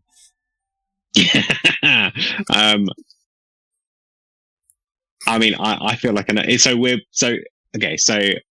I was behind. Julius has gone over, so we've both fallen flat on our backs. Can I move in for an armbar? Can I go for another grapple? Yeah. Athletics. Some check, jujitsu please. stuff going on. Yeah, absolutely. I'm going to go for a submission. Go for the arm. No! Tap out! Oh, wait, sorry, am I contesting You're this? contesting, yeah. It's athletics? This will be athletics, yeah. Okay. Oh, God, why Okay. can't I roll well? So close to being 50. Hugh, Neither of you are rolling great. you've got that armbar. You've got that locked in place. Okay. How And hard I'm would just you like chuckling to pull? myself. On a scale of 1 to 4, a 2. All right. What I'll Should do? have just said What I'll do is I'll rule it like this. Julius, Yes. make a straight strength roll, athletics check, whatever you want to call it. Okay. Hugh, you can just every time she fails, you can continue to pull harder until Kate taps out, not Julius. Kate will never surrender. You will continue to. All right. Yeah. So Hugh, make a athletics roll. You got. Do I need to roll? Don't roll Gonna be well a this 20. time. Okay. Yeah. So you do manage to get the armbar locked in, but he does just weasel his way out and sort of you didn't quite get your legs around the torso. We didn't properly lock in. Okay. Yeah. So Hugh, back over to you. All right. Well, I'll stand up then. And again, chuckling, slippery little bastard, aren't you? And I'll get my fists back up, and I'll go for another right hook. Yeah.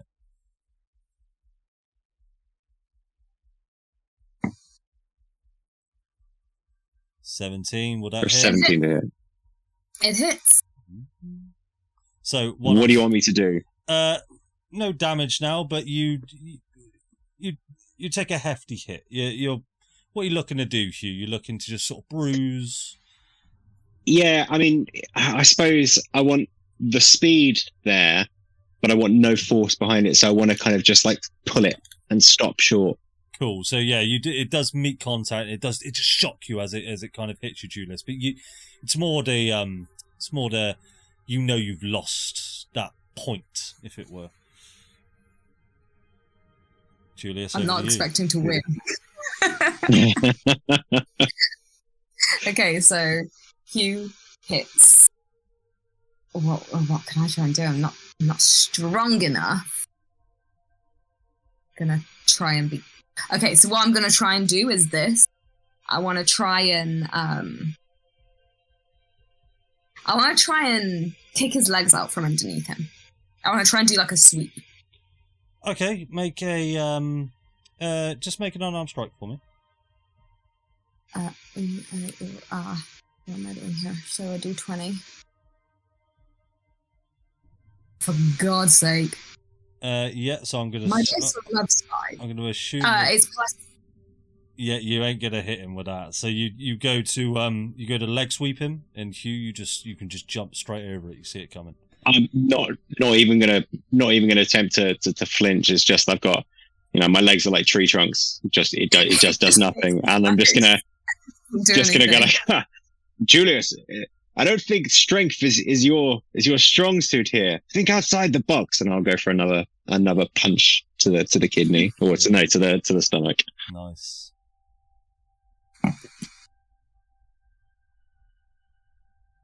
Oh, it's not mine either. Oh, God, we're both rolling so bad.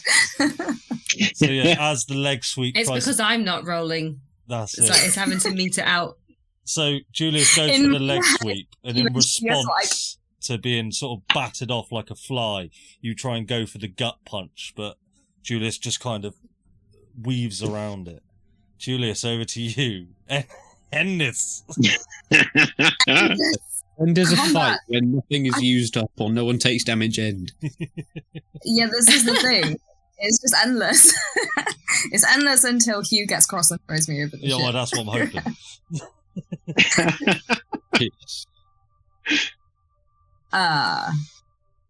Just, I don't know, use a spell, use a blade first, get your sword out. You're or a something. bard. Come on, be a bard. No, Please, like, it's cheating Show off. if I do that.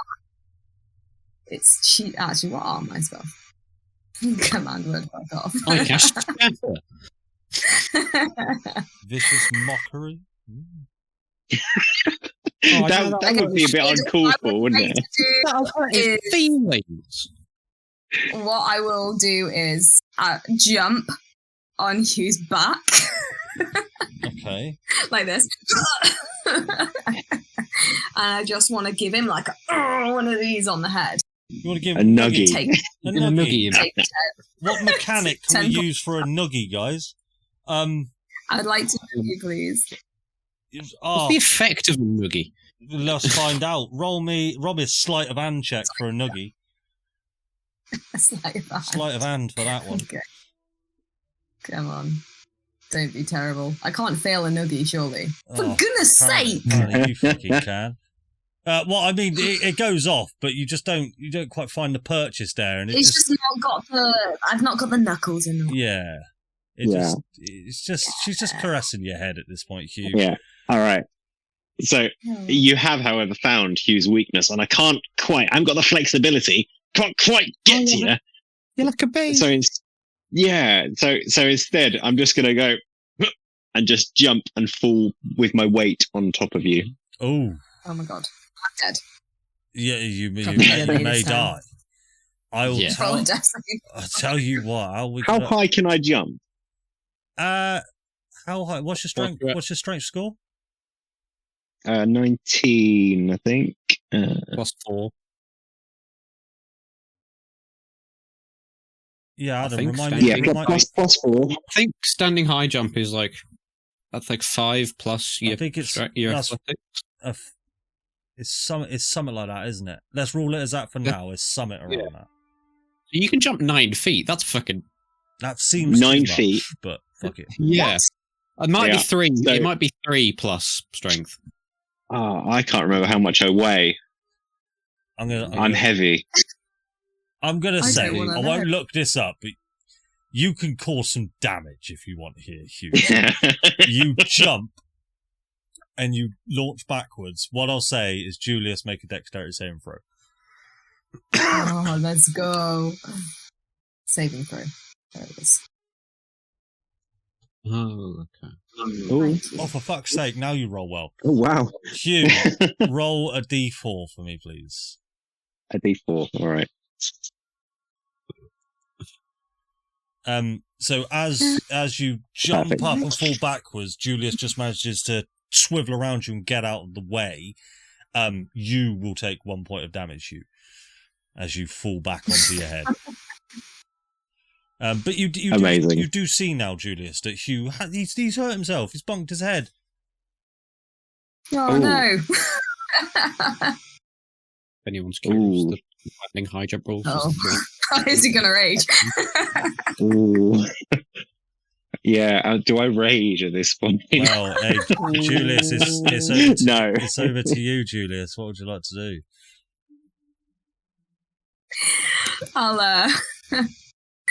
I'll offer my hand. I'll see the glint in his eyes. Yeah. And I'll offer my hand out to him. Like, and there is me, big fella. There is just a brief flicker of anger behind his eyes before his mouth lifts up into a smile. And he goes, he'll take your hand, pull you in for a hug, and say, "You did well there." And I'll give you a big slap on the back. Yeah, I think we both did horribly, actually. But so at least no one. I tell you around. what. Yeah, it's a good point. Is Andar still fixing the ship? He's watching you, just going, "That was shit." I haven't seen a more piss poor fight in my life. I'll be real honest. I'll be honest. I slept kind of funny. My neck feels a bit crooked. You took a heavy hit, Julius. there, mate. We should do this more often, though. I'm a big fan of sparring. Keep the old muscles limber. Yeah, I think I will. Yeah, tomorrow morning. I'll get you back tomorrow. Okay, but maybe with swords next time. Okay. Your funeral. Flopsy, Lugas, roll initiative. Do you want to go? Yeah. What are you two up to? God. Lugas, what have you done? What have I been? Well, Lugas is sleeping soundly and adorably. During the night, he has sort of threaded his tail through his legs and now hugging it like a body pillow. Your own body. Oh, he's so pillow. cute. He's making a high-pitched, squeaky snore every now and then. He looks at ease. Flopsy will wake up. Have that kind of moment where she sees something adorable and, like... and will then just kind of, like, use her finger to just sort of... at sort of this point of a squirrel's head... just kind of like rub his forehead awake, I guess. Come on, Lugas. Wakey. And before he moves or does anything, you just hear in the back of your mind, "What do you want now? Can you see I'm trying to sleep?" It's the morning, Lugas. You gotta wake up. He just makes the most old man noises. You just hear reverberating in the back of your brain. What? Yeah, and he just cracks his squirrel back, stretches his squirrel legs. So yes, sits up. What's the plan? What? Where's everyone else? I don't know. They were gone by the time I got up, so they could be anywhere right now. But let's face it, every single time we seem to leave Hew and Julias together, they end up being arrested or in a fight or something. So, does this ship have a hold? We should probably check there first. I'd presume probably yes, but I don't know. Xandar seems a little bit... He likes us, so I don't know whether he'd put them straight into the hold. I think that's probably a little bit, over the top. I do think, however, we need to go and meet with Ella, because Ella did promise us answers, so hopefully we'll get those this morning. Aye, that seems more important than whatever they're up to. And where did she sleep in the end? What's the... She slept in one of the rooms, didn't she? Yeah. She said she was going to a room. As you went down, you sort of went down with her, and she just she holed up to one of the rooms on the upper floor of this lower deck. Should we try to find Julias and Hew first, or just go to her and hope that she can contact them?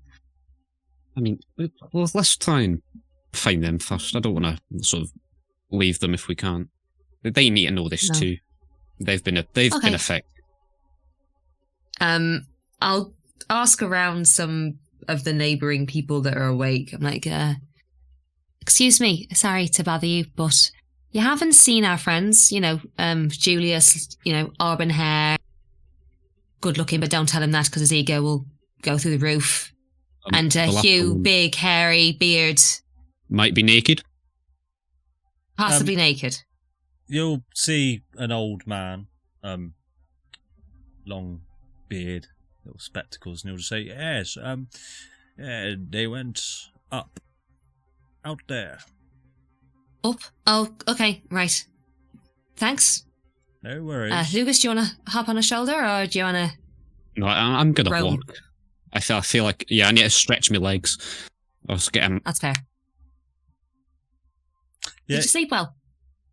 Oh, I slept like I don't know a good analogy for sleeping. I slept like the dead, but that'll be in bad taste. I'm so glad that you can only speak telepathically and no one else heard you say that. No one else heard me say that. Yes, I'm not going to repeat that, but yes. I cast a message. No, sorry. Well, I suppose we go up. Yeah, so as you guys head up, lovely day. You'll see Julius and Hew. They're just sort of sat down. It looks like they've had a fight. You're not too sure. You sort of look around. There doesn't appear to be any violence here. You're not quite sure how they've got themselves into a fight, but somehow they have. Is everything okay? All right. No. They were bandits, Flopsy. Bandits? Hundreds of them. No, not Hundreds really. of bandits. Just, Hundreds. The ship could only fit like 50 people. You'll, I'm It was surprised we're not thinking. sinking. you'll hear a voice and just go, they're lying. They were fighting, and it was shit. It was shit. It was shit. They couldn't barely hit either of them. Mm. Like, it Wait, was- once, Xander. What? What? What? Yeah, that's what You I want? thought. You want me to come down there, lad? So I'm Just presuming from smile where at Julius was hit briefly by Hew, there's like a small kind of red welt kind of on his cheekbone. And there's probably like a bump forming at the back of his Yeah. head. Like one of Him the on cartoons. Looney Tune-esque. Yeah. yeah, there are actual Birds birds flying flying around around, it. my head. Yeah. His cardboard hat is like a bit higher than usual. Yes. What? Why'd you fight? Everything okay? Is there something we need to mediate? Is everything good? Were you attacked by like another evil clone? We were just training. Just working out a bit. That's all. Better than a cup of coffee. I can tell you that much. Right.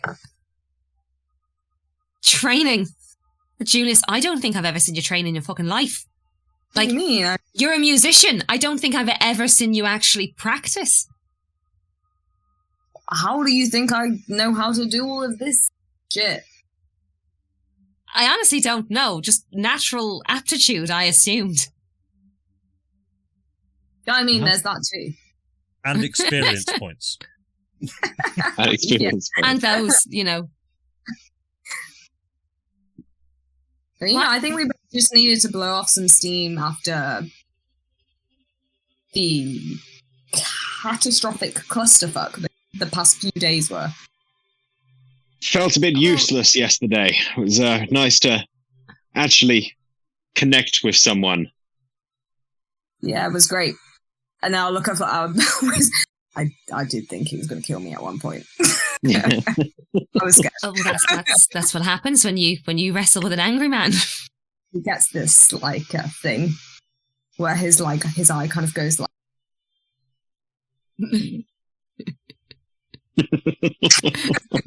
Cannon. Yes, Alan, yeah, right. Every time he rages, it's like eye twitch. Anyway, how are you guys? Oh. I mean, physically, I'm much better. I would have helped you out as well last night, but I just my second fuck off spell kind of took it out on me, you know. No, it's alright. Sorry. I wasted both of my healing points on Glenn. Glenn, Alright, who then. died, Poor Glenn. Glenn. I mean, You- not to disrespect him, but it wasn't very useful. You tried so hard. I did. I'm sure he appreciated it, even in his final moments. You know, you just extended his life just a little bit longer. Extended his agony. By a whole round. I mean, you didn't have to put it like that, Julius. I'm trying to be comforting. Oh, 2 more minutes. Sorry. I'll add that to the list of things to feel guilty about. Don't mind me. Oh no, Lugas! He didn't mean it like that. Julius, and I'm just gonna like slap him with the back of my hand on the arm. Sorry. I'm sorry. I'm just trying to lighten the mood. Everyone died. Everyone's dead. Hey. Yeah, Everyone's dead, hurrah! I have also made that observation. Okay, but yeah. So sorry.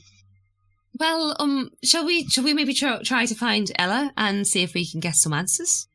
Just, for all the death and the destruction, chaos, the fire, the brimstone. Yeah. You'll hear Hey. Xandar. He'll go, you might want to leave her alone for just a little bit longer.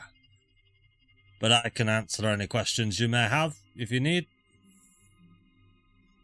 It was him that said that he sent the invitations, didn't he? Yeah. Like, was just. He did. Actually, did say it there was- are a couple of questions. Sorry. No, don't worry about it. I'm thinking out loud. You said you sent the invitations, correct? I delivered the invitations to all of you, yes. I didn't send out everybody else's. Why does his have blood all over it? Hey, that's a flippant massive point. Why is mine covered in mysterious red stains? Or perhaps it's like, tomato sauce or something? No, Please tell me it. He will show you his hand, which is covered in a bandage, and he'll say, my bad. Literally. Is that The it? paper cut. Quite literally a paper cut. That was it. Oh, I like a high pitched sigh out of my actual squirrel lungs. You expected Oh, I some thought I was- kind of major mystery, did you? No, I was more expecting a horrible bad omen that meant my feet was then going to end up horribly bloody. But thank God it's just No. your clumsy hands. What do you think this is? And Curse of how- Strahd? No. How did you know what the combination to the safe was? Because that was on all of our invitations. I don't think he wrote. I have my ways. You did write them. Oh, That's not an ambiguous I mean- response at all. exactly. Please expound, Mr. I will answer all your questions. I do apologise.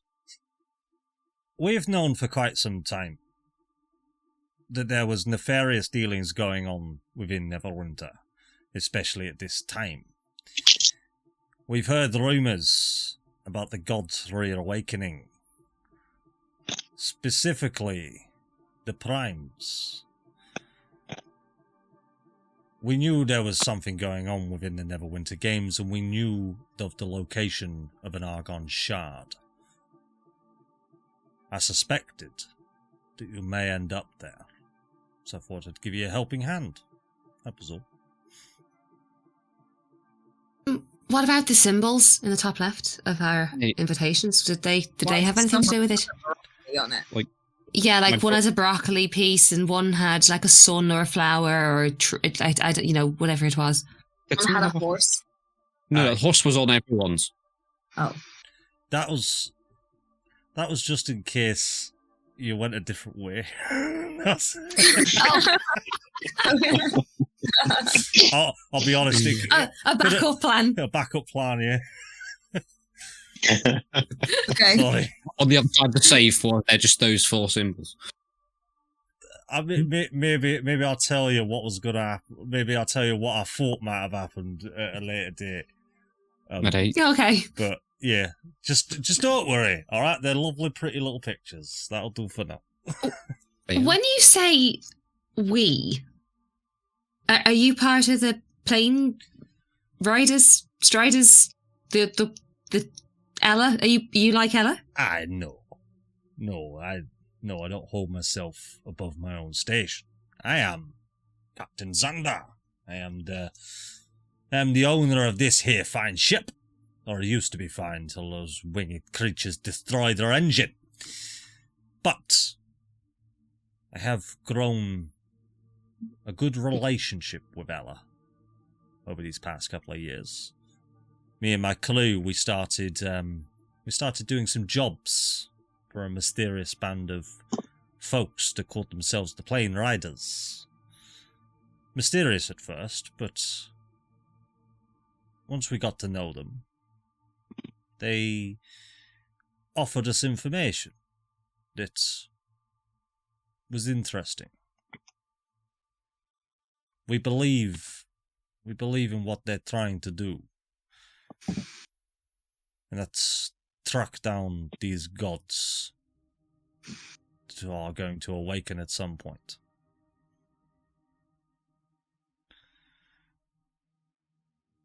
Like Asmodeus. Aye. Thank you for pronouncing it correctly. We did not expect You're welcome.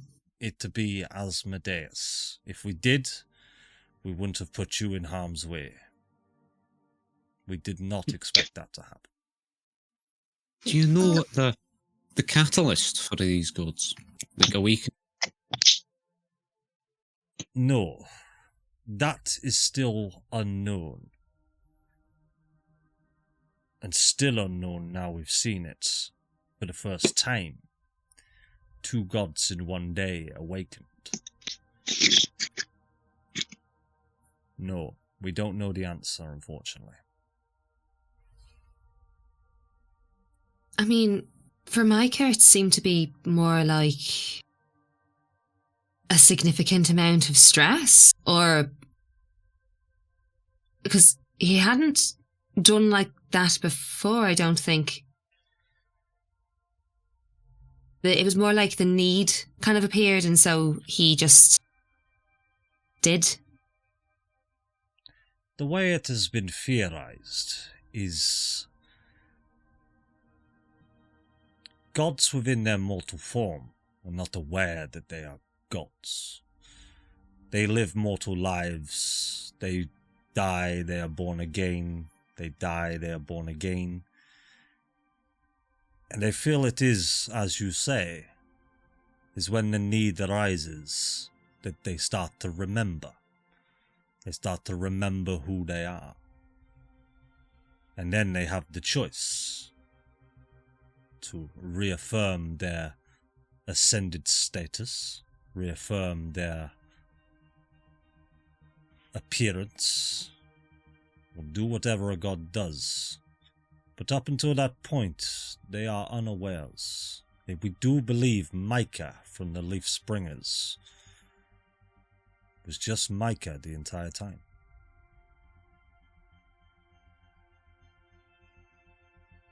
Till he was Talos. Until he was Talos. We had our suspicions. That's why we followed him here.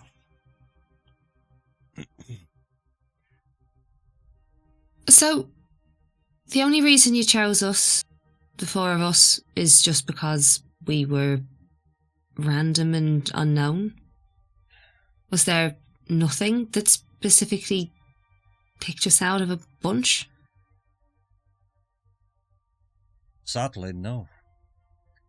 You see, someone once told me, Ella, in fact, that the greatest miracles of all time were always undertaken by people just like you 4. Back in my day, we would call them... why am I talking with this accent? I've gone Russian. We would... Barovia's back. Yeah, Barovia's It's back. hard to maintain Scottish, isn't it? We would call them adventuring parties. Groups, they would come together. And our group has stopped the rise of Tiamat. There has been a group that has brought down Strahd von Zarovich from the land of Barovia. And even some groups that have formed up to take down the ancient Demilich Vecna. Rich. The idea is that people you suspect can't do anything are capable of everything.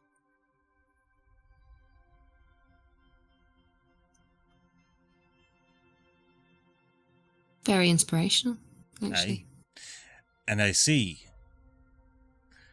that is held up because you 4 saved the lives of all these people on this ship. And that is all. That is more than anyone could have asked. And we are sorry that I, Ella, and everybody else who was involved put you in this danger. We did never intend for that to happen.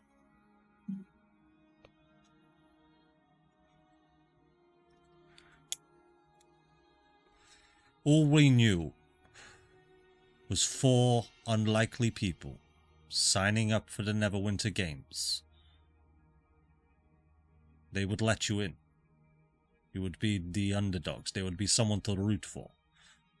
If we sent another group of 4 high-level adventurers, which, believe you me, there's not many other than the people already entering, there would be research to be done. Asmodeus would... Well, not that we knew Asmodeus was there, but he would have looked into you. He would have understood you. You guys were just unknown, but in a good way. You went inconspicuous. You went under the radar. And you found the Argon Shard.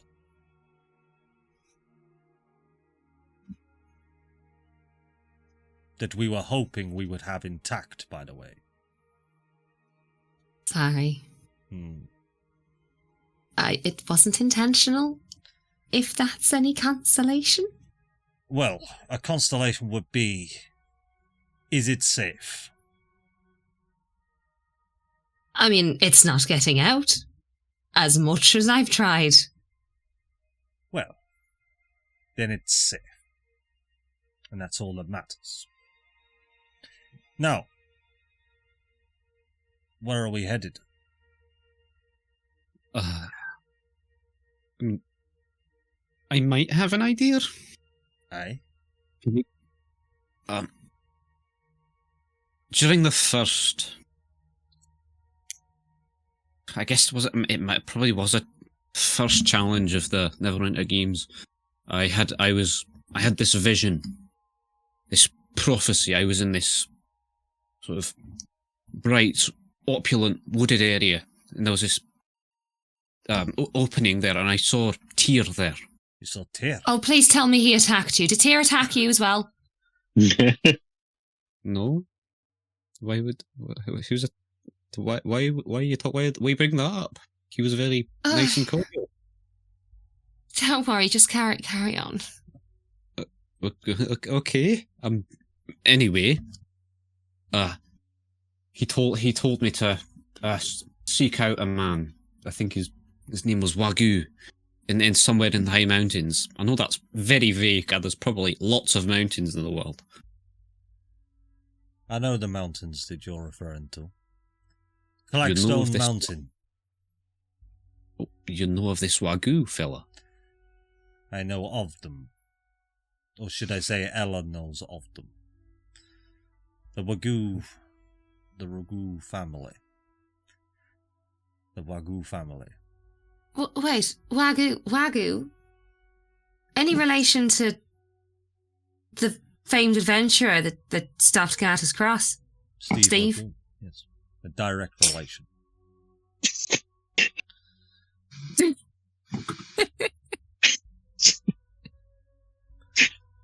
You're right, guys.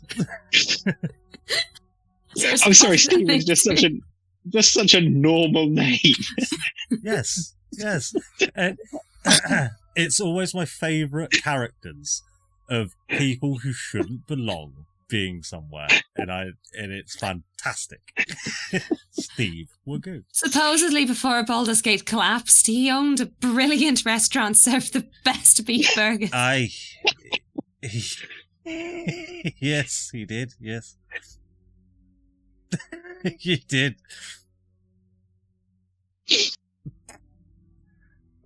But I don't know what more to say now. Clackstone Mountain. So, I've lost my train of thought. Clackstone Mountain is far. It is going to be some journey. It'll take around 5 days to get there. I mean, if on the way there we can find some sort of settlement or safe haven for the currently overflowing ship, I thought it would be good. Better. That would be quite good. What about Waterdeep? Would Waterdeep be on the way? Oh yeah, they've got nice pubs there. Waterdeep. I've heard it's very blue. what it would be on the way. So, what I'll do, just quickly, just to give you an idea, where is it? Let's flip I over can grab to me here. Pokemon card collection. That's why I was showing you the map, because in my head. Where is everything? So what I will do, can you guys see this? Nope. Favorite Not is still yet. loading. I'm at 99%. There it is. Likewise. There we go. There it Yeah. is, baby. So you guys, if you look all the way over to the left, you are right there. Not to scale. Where? In Oh, okay. Oh, yeah. the trackless sea. By the trackless sea. Yeah, right in the centre. You have drifted off. So, unfortunately, we've had a little bit of a malfunction. We kind of lost steering since the refractors on the side of the ship were used as weaponry when we were being attacked by those devilish creatures. Now, it came in handy. You managed to get them away, but I've had to fix the steering all night. And speaking to that, we do need repairs. So stopping at Waterdeep, if that's where you'd want to go. I mean, I'll show you. it I'll show makes you a sense. map. You'll find right on the other end of your map. You will point out this area here, just down there. So right at the other end of the map, right on the far right. oh, bloody hell, that's ages away. Where? Oh. Oh, yeah. Oh. Holy With this moly. purple thing, Yeah. near the frozen. Right over there would be where he's just pointed out on the map. That is where the man. You know, they in the call middle of the tortured land next to the Turnback Mountains. Just, you know, Yeah, if it's trying to give you some kind of message. Hey, don't be too Yeah. afraid. They're Turnback just names. They're just names. Lovely place. Hey, oh, have you been there on holiday? Aye, they sell great pizzas. Oh, lovely. Not burgers. No, The suffering makes them taste so much better. the Wagoos have a monopoly on burgers. Anyone else in their turf? I wouldn't be selling burgers around that mountain if I were you. Well, Oh. why don't we, sort of like, she's peering over the map at this point, why don't we, if we head to Waterdeep to get rid of the people, because I'm sure they probably don't want to be visiting the Turnback Mountains. So if we drop them off in Waterdeep, grab your Pokemon collection, See do a little bit of... Yeah, and Borscht. No, not Borscht. Fuck Borscht. He doesn't exist. He died. With no children. The Borscht family line just perished then and there. Borscht was human, right? I think he was human. Wasn't he? I think he was half elf. Oh, okay. Borscht was a god in disguise. I mean, Adam, let's chat about that afterwards because we never actually determined whether he died. No, we didn't. So, I mean, But I'll let you roll some dice. Sure, to determine if his useless seed has.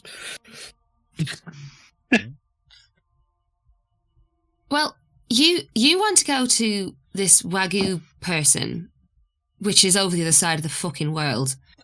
If you've got some. If we stop off in on the weed. Waterdeep, but Hugh, weren't you telling me just yesterday that you think you might need to go back home? The Whispering Woods is on the direct path, pretty much. It is. I mean, I've got to ask. So, Lugas, did you think there was something to it then? The vision. I was assuming that these were just tricks as Modeus played on us. I mean, it felt pretty real to me. I mean, did you lot have visions as well? I mean, I assumed because you got attacked by someone. Julius. I got attacked by Julius, who then became Gattus. Oh, not lovely. Oh, that sounds. Oh, my condolences. I nearly died. Oh my god! Did you need some like healing? I know it's been a couple of days. It's a bit like It wasn't. Some full healing. Apart from the slight PTSD, I think I'm okay. I mean, did you actually take damage, Flopsy, in your vision? Well, felt like I did, but then when I came back up to life, I was fine. But in my head, it really fucking hurt. Like, I I was mean- on the floor. I was nearly just done. Metagaming Hey. wise, above the table, I was doing death saving throws.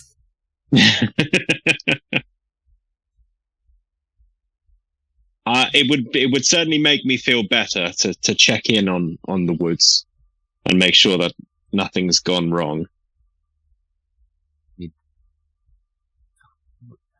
Which woods were you from again? The Whispering Woods. Look, over here. I've circled them previously. Oh, okay. I mean, that's kind of on the way, right in the middle. Can Julius, I just... Huh? I was sorry, Julius. Did you not have a vision then? Was it nothing for you? Maybe it was all just made up. Sorry, I mean, it was all just made up. Apparently, it was a load of his exes coming to slap him. Yeah. Did you want to check in on your exes? I can't relate. No. Can I just check though what we're actually doing? Because like we were picked at random to be in these games, and then we games died, and Lugas had some fairy tale vision that told him to go to wherever it was, and Hew needs to go to, and there's gods, and Neverwinter is dust, and I just I can help you with that answer. If you don't, there's nobody else who will. You four are all we've got left. No pressure. Sorry. but what are we supposed to be doing? I think you need to I speak to suppose- Ella about that one. You mean Was you stopping mentioned Asmodeus? you mentioned earlier your main goal was to find and identify the gods. You just what was step 2 after you've identified them? There are two main types of gods. Unfortunately, you've had the pleasure of meeting both. There are gods in between, and gods that sit on a neutral level. But what you have met is a prime and a betrayer. Asmodeus needs to be stopped, by any means necessary. Now, we're not chucking you in at the deep end. We're not going to send you off to fight a god. But how do you beat a god with other gods? We need to locate them. We need them to remember who they are. There's a reason why they took their mortal forms when they did. They took it to protect this land. They took it to entrap the betrayers. Nobody truly knows why they did. There were said to be ancient texts, ancient books that were written as to why the gods did what they did. But we haven't seen those books in thousands of years. I think we might have found one. You found one? It's not a very Unfortunately, yes. It's not a very Oh, pleasing. that fucking book. Ah, It speaks of 4 random, well, 3 now, I suppose, but it didn't go well. It talks about a lot of sticky black ichor and fire and screaming and gouging and Old men. cannibalism, angry old men. sounds right. I think they on met a that god in the story, didn't they? They did, apparently, yes. Gave them a water skin. Aye, in some shiny silver armour. Well, if I had to hazard a guess, if you do have one of these ancient pieces of text, Please don't say read it. Oh, fuck. And find out what happens. You might be able to fill in some of the missing gaps that we've got. If you won't read it, I will. We could read it backwards so we get the happy ending first. If it is the happy ending. Oh, I have heard it's these books do not end happy. Oh, it's so dark. I mean, It's just a But book. How can it be? Oh, do you want to read it next time? Do Julius you want to hasn't do read it? Yeah. can have it next. Pass the parcel. Yeah. Did you, Flopsy, did you leave a bookmark so she has no context of the previous 2 chapters? Yeah, I might have accidentally dog-eared the page. I'm so sorry. Oh. You dog-eared an ancient book for thousands of years old. Are you mad? Look, okay, that was the only thing I could do to make up for the fact that I couldn't barely sleep that night because of it. How much that thing's worth? Holy shit. Well, It was the least it deserved. I see you have a grudge against this book. I'm sure it will get better. Dear me. Well, speak with Ella. I'm sure she will have other answers that I cannot give you, but again, thank you to you all. You have saved everybody on this ship. And Why can't you just go and speak to him? Why can't I speak to Ella? No, the gods. I don't think they know where they are. You have given us a location that we did not know. We know about as much as you. We need all the help that we can get. Now, Julius, I apologize. I have not asked you directly. I need your help. We need your help. This world needs your help. And if I didn't have things to do, I would get on my hands and knees and I would beg. No, I'm not getting on my hands and knees and beg. We need you, Julius. We need all of you.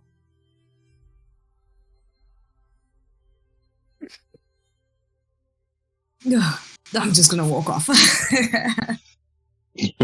Does that mean yes, or does that mean I'll go talk to him, and I'll walk after him. Hew, Lugas, what say you? I kind of feel obligated to. I feel like this might be the journey of, I don't know, humility and redemption that Tira's planned out for me. I mean, admit the stakes are much higher than I expected them to be, but Listening to your story, little Lugas, I have a feeling it was always within your fate to walk this path, my friend. lovely. Stoked. Can't wait. All right, Hew. Well, for my part, helping is what we do in the woods. So if I can, in any small way, of course, you can count on me. Aye. Thank you. Well, we will be needing as much help as we can get, so I hope Julius does see. I do. Now, I'm going to get back to fixing this engine, because it's broken, misfire. The Would point you like some guidance? Yes, please.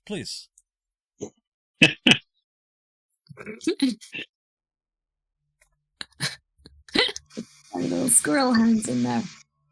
Take as much as you need. Yeah, more. You can't. I can do this all day. I'm ready to go. Awesome. Julius, Flopsy, what are you guys up to?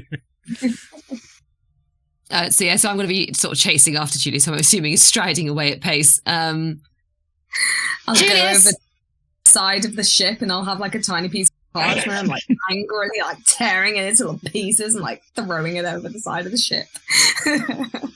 Julius, please just calm down, okay? I'm calm. Oh yeah, sure, you're really calm. I guess I'm just seeing you tear tissue. Yeah, it's good.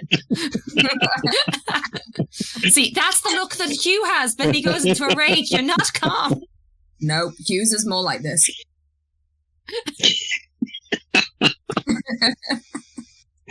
He's got the rage face.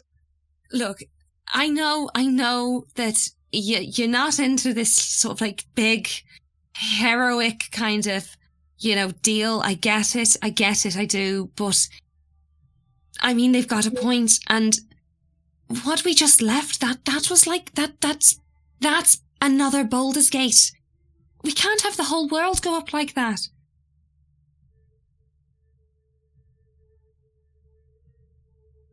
I don't see what that point is. I mean, okay, as far as I'm concerned, I'll keep throwing these pieces of paper like angrily over this. My voice is going on so bad. As far as I'm concerned, they picked 4 randomers. Me, you, and them. Hew and Lugas. And they were like, hey, just go into deathmatch against all of these clear. And by the way, it's for this bullshit reason we can't even bother to describe, but oh, now you save the world. And Neverwinter is destroyed, and it has to be the 4 of you fucking at random. And I don't know, like, how many days ago was it? Like, 3 days ago. 4, I think. 3 days ago, Yeah. we were just traveling around. We didn't even know these other people. And it's not the fucking heroic shit that I have but this is quite a big responsibility. And why is that Oh my god. fucking my responsibility all of a sudden? All the Oh. This is from Flopsy's perspective, where she zones out of like. Yeah. You're cutting out. So your mic's been cutting out. Yeah. So. I'm sorry. I don't know why. Look, I get it. I do. I mean, to be quite honest with you, I wish that this had never happened. I wish that I had just been able to travel around with you nonchalantly and completely mindlessly for many more months, years, perhaps even. Like, I wasn't looking for this. None of us were looking for this. We've been thrust into it and it's against our will. I get it. But, I mean, we're the only people they have left. You saw what happened. They all fucking died. And, look, I don't think I'm special. We've had this conversation already. I'm not special. None of us are. But if I just stand around hoping beyond hope that someone else steps up and someone just takes the place that I've just left, I couldn't live with myself, knowing that I could have done something, even if it's something small and insignificant in the grand scheme of things. Knowing that lives are on the line and I had a part to play to save them. I grew up in a dead zone. And if 4 random people who had worked hard hadn't stepped up to the plate and done what they needed to do, that would be what the whole of Faerun would look like right now.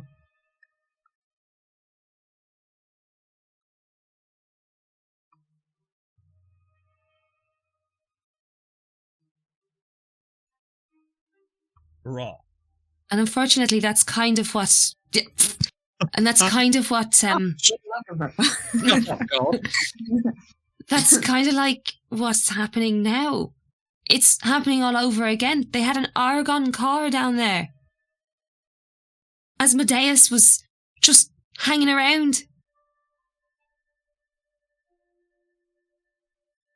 We can't have that happen again.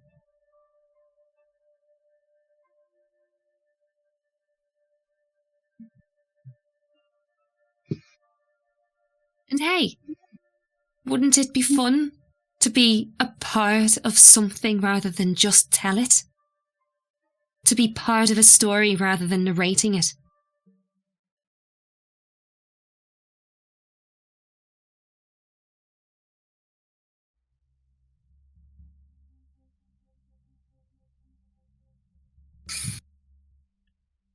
Reality's not as nice as the stories, man. You know that, right? I know. I live in reality, don't I? I live in a fucking smog cloud, or at least I did for most of my life.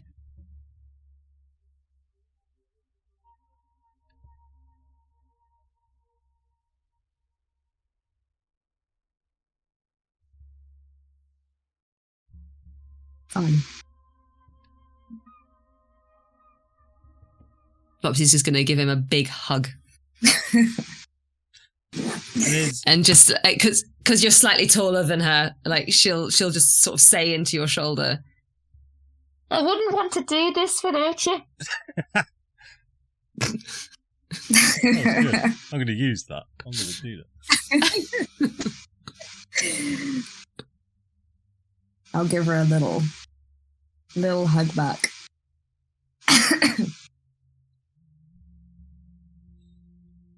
You're all on the top deck now, right? You're still on the top deck? Yes. You all hear some commotion coming from the lower deck. Oh God, is it Lucy? Crashing.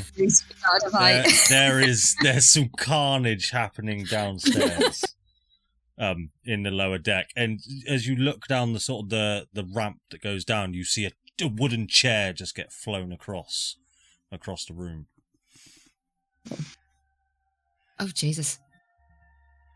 So, everybody At going? least it's not me and you this time. I'll tell you what, somebody roll Yes, it's true. Hew, roll me a perception check. Perception. Okay.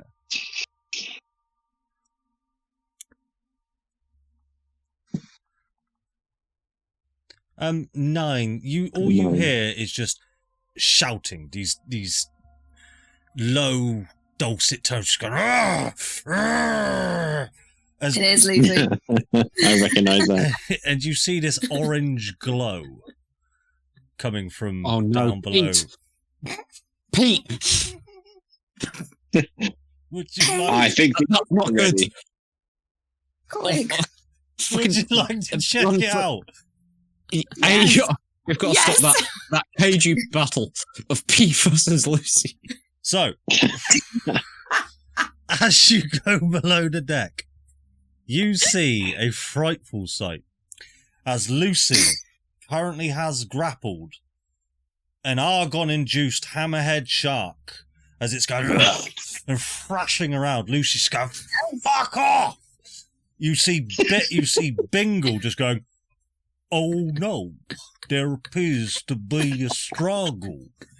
All the patrons around, you can see Juliet just off to the side, just sort of stood there like that, just sort of grinning. Is there anything? Loose initiative at this point. There are two people fighting in front of you. Is there anything that you guys wish to do, or do you just wish to spectate this marvelous thing that is occurring?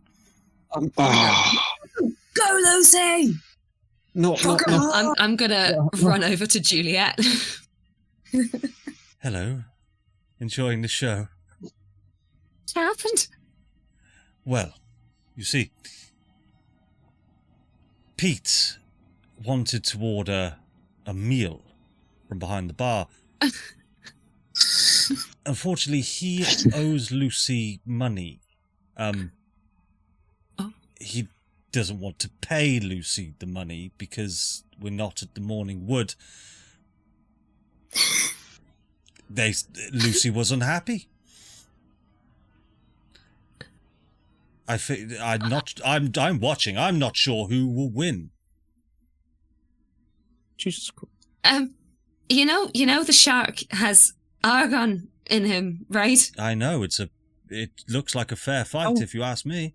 Jesus, Lucy. So you see now, Lucy has lost her grapple on this hammerhead shark, and now the shark has sort of gone onto all fours now. Its two eyes pointing out on its hammerhead eyes, and its two eyes in front of it just start to glow this bright orange as it starts to pulse. Just goes, Lucy goes, "Fuck off with your magic shit!" And she rushes in, and she will take a swing, with her nasty old meat cleaver. Actually, I can just roll from a sheet. Ignore that roll. Come on, Lucy. I want to see what her to hit is. Let's have a look. I'll intervene after the first round. I'll show her artwork as well in case no one actually saw it. There she is. Oh, the beauty. So she will roll an 18 to hit, which so she will hit with the blunt side of her cleaver onto this hammerhead shark, who, as it hits, this just pulse of orange argon sort of energy just comes off it, and it just goes, "Why? I haven't got any money to pay you, stupid fucking woman." It's just go, "I don't give a fucking shit." And she'll pick up a chair and just try and hit him with it. Is there anything you guys would like to do at this point? You do also see Bingle just going, "Oh no. Yeah. Somebody stop." I was going to say, can I wander over to Bingle and, did you want to stop this? I wouldn't know how, Hew.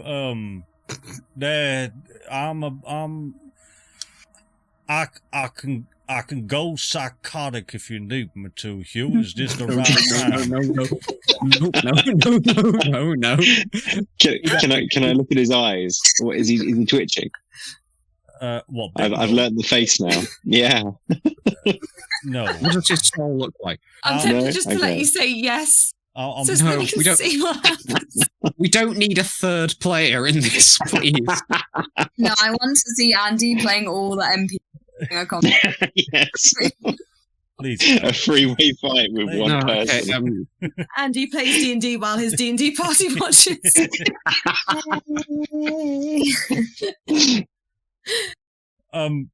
You'll see at this point, I've got to stop. You'll see Ella comes down, and she will just she'll wave her hand, and the hammerhead shark will just be blown to one side, and Lucy just sort of stands her ground and holds back with a cleaver in her hand, just going, "Fucking magic! Fucking hate magic!" And she will just say, "Stop. This is not the time." And she will just descend down the stairs. What would you like to do? The DM brain. How do I get them to go below? Ah, yes, a hammerhead shark. Of course. I have taken up a seat and boots up on the table. And Oh, you're cutting out, Kate. am I still? Hello? Yeah, Can you hear me? I can hear you now. On occasion. Repeat yourself. Julius please. is like sat on a chair. He's got his boots kicked up onto a table, and he's like mind-sweeping whatever was left over from the night.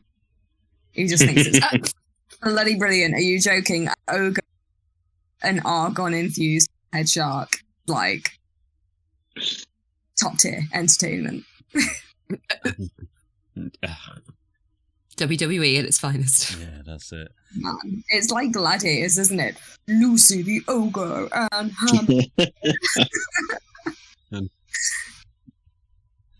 Ham. I will. Go on. I'll just. Lugas is gonna just, I don't know, scamper over to Lucy and is just gonna project. What was that about? That fucking shark owes me money. I'll sort of just look back to. Can I see Pete? Yeah, he's being held back by this magical force. He's raring to go. Okay. Oh, Jesus. How much did he owe you? 4 copper.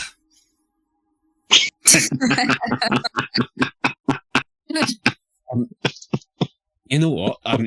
So everyone on the ship is fucking terrified of the both of yous. How about I just cover that for him?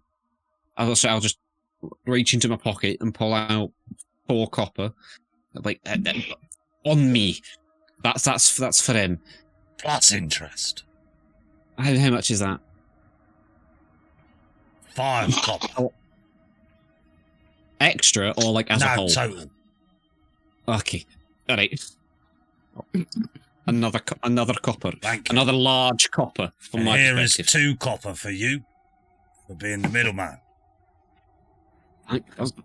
Thank you. I'm going to go try and... No more violence here unless he does something again. And she'll just point her cleaver at Pete, the hammerhead shark, and just say, "You've got fucking lucky. Pay your fucking tabs." And she'll head off behind the bar, and Bingle sort of stood by the bar, and behind the bar is sort of these 2 wooden shutters that go off into a kitchen, and Lucy will just head on in there, and she'll just say, you'll just hear Bingle say next to you, "I haven't actually spoken to her yet, but I think she now works here. Well, the more the merrier, I guess." I'll go order some eggs then. Lucy, eggs, please. Is there a bell? Don't forget to ding the bell. Oh, yeah. She likes it if you do it lots of times. On the bar, you can see a bell. It's a very familiar bell. You get the sense that Lucy brought it with her. She placed it on the bar. She brought the essentials. Yeah. You I already love that, like, as Carving Neverwinter was being destroyed, Lucy was like, ha, ha, ha. Like, grab the bare essentials. money. The Grab bell. the bare essential. Money. Meat my cleaver bell. and a bell. Cleaver. All I need. She's got her priorities, right? That's it. Has you already started to carve in her cleaver hold in the bar? Yeah, that's it. You can Her you dent. can already see a couple of marks in the bar already, where she's just been slamming it down. But Ella will sort of flag you all over and just say, "I think we have much to discuss. If you 4 are willing." Very, very willing. I really, really want to know as much as I can. That, yeah. Then please, Done. let's go somewhere. Let's go somewhere a little bit more, less fighty. Just out of interest, the shark, Peter, is he going to be all right with the argon just there? I have no idea. I've never Okay. seen that before. I never even knew that was possible. I mean, there's argon. Then there's argon being consumed by a harangon. And then there's a hammerhead shark that wasn't infused by it, but was more consumed by it. And then suddenly not consumed by it. He's I don't know what he is. I really don't. So I have a question when we're behind closed doors, if that's okay. Sure. I'm sure you have lots of questions. If it's about the hammerhead shark, I don't know. Okay, He's it's more of a theory then. freak. They're freaking it. It wasn't rude. supposed to happen. Do you want me to go get him? Well, that shark, no. Maybe Pete is the 5th member of our party. Hey. I mean, if the next time one of us dies, Peter, Backup character. I mean, level 20, let's go.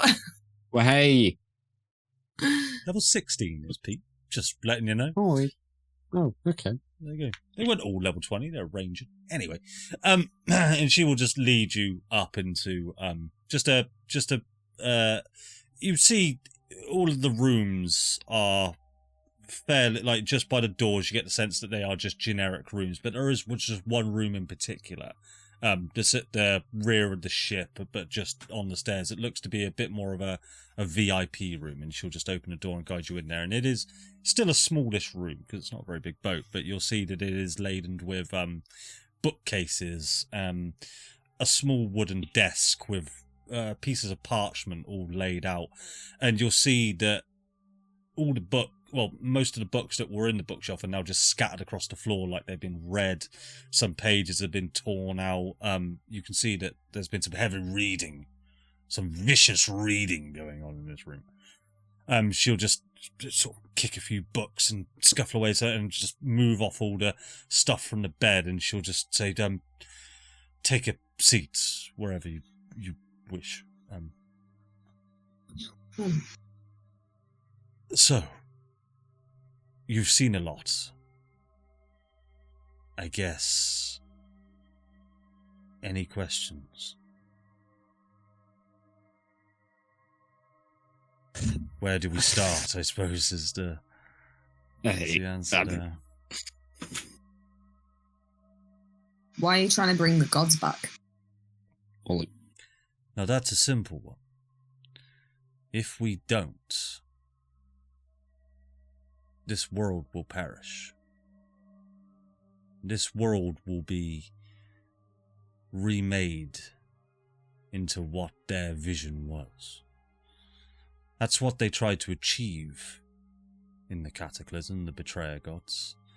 They tried to just wipe out humanity. They tried to remake this in their vision.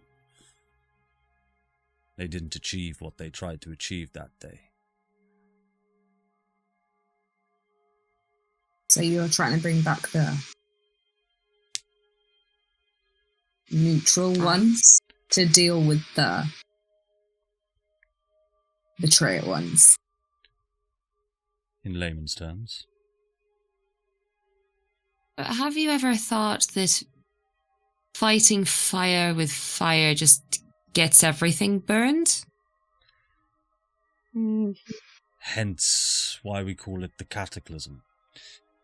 However, there is another threat that we have. Gatter's Cross. He is on a different trajectory. We don't quite know what his mission is. We don't know quite what his goals are or what he intends to do. But he is currently beyond our reach. And she points up.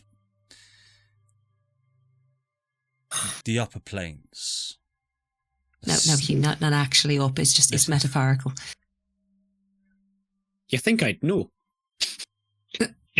The upper planes are sealed off behind the divine gate. A lattice work that was placed to seal away interplanar travel to the planes of higher dimensions. When I went into the ethereal plane, I saw a lattice-like structure in the sky. Is that what it is? Well, now that is interesting. From the way you explain it, yes, you may have seen exactly that. Lugas, you had something on your mind. I mean, I feel like there's sort of a blatant thing. 12 years ago, I sort of came down from the upper planes. You did. I've gone Don't Scottish. Tell me. It all happens when you spend time around me. You're an Happens interesting creature, Lugas Brushtail. Is it like a one-way thing? Like, can I not get back through the lattice, or is it sort of a I can slip through between the lattice? What? Now, before we understood of your existence, we were not aware that there was a one-way system. We expected it to be completely closed off, hence why Gatter's Cross has never shown his face since. But you being here defies that rule. So your guess is as good as mine. Could be my I don't want to keep bringing him up, but I do have quite a close connection with Tyr, who is, Exactly. as far as I'm aware, one of the only gods still up there. Quite possibly. We don't believe that Tyr ever took on a mortal form. We believe Tyr was the one that was left behind. A kind of a failsafe. If everything went wrong down here.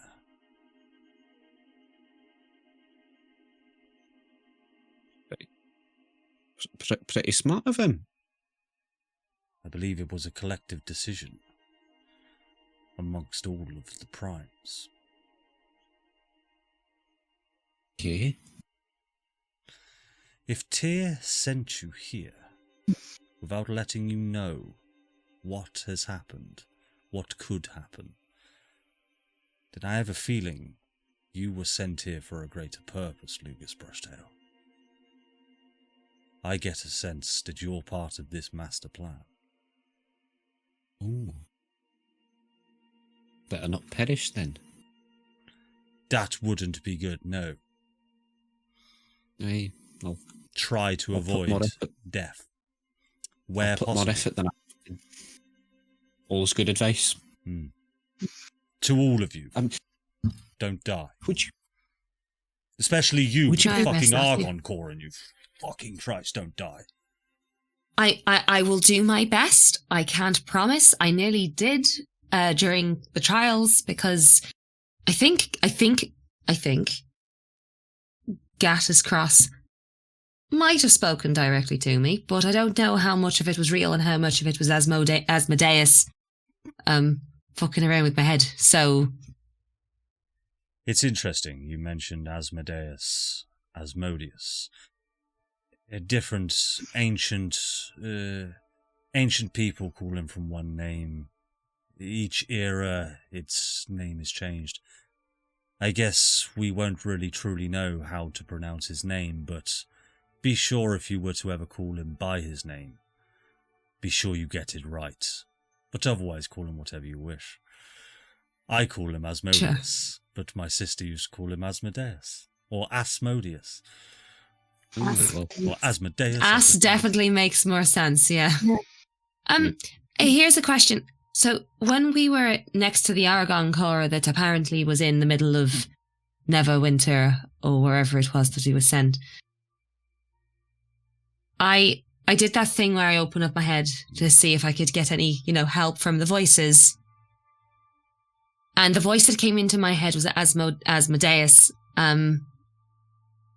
which, is a bit worrying because I don't think. I tried it with Julius once. It didn't work. I don't think I'm psychic. I can't talk telepathically to people. If Asmodeus... But the voices I have heard are dead, generally. Asmodeus is not dead. How did that voice come through?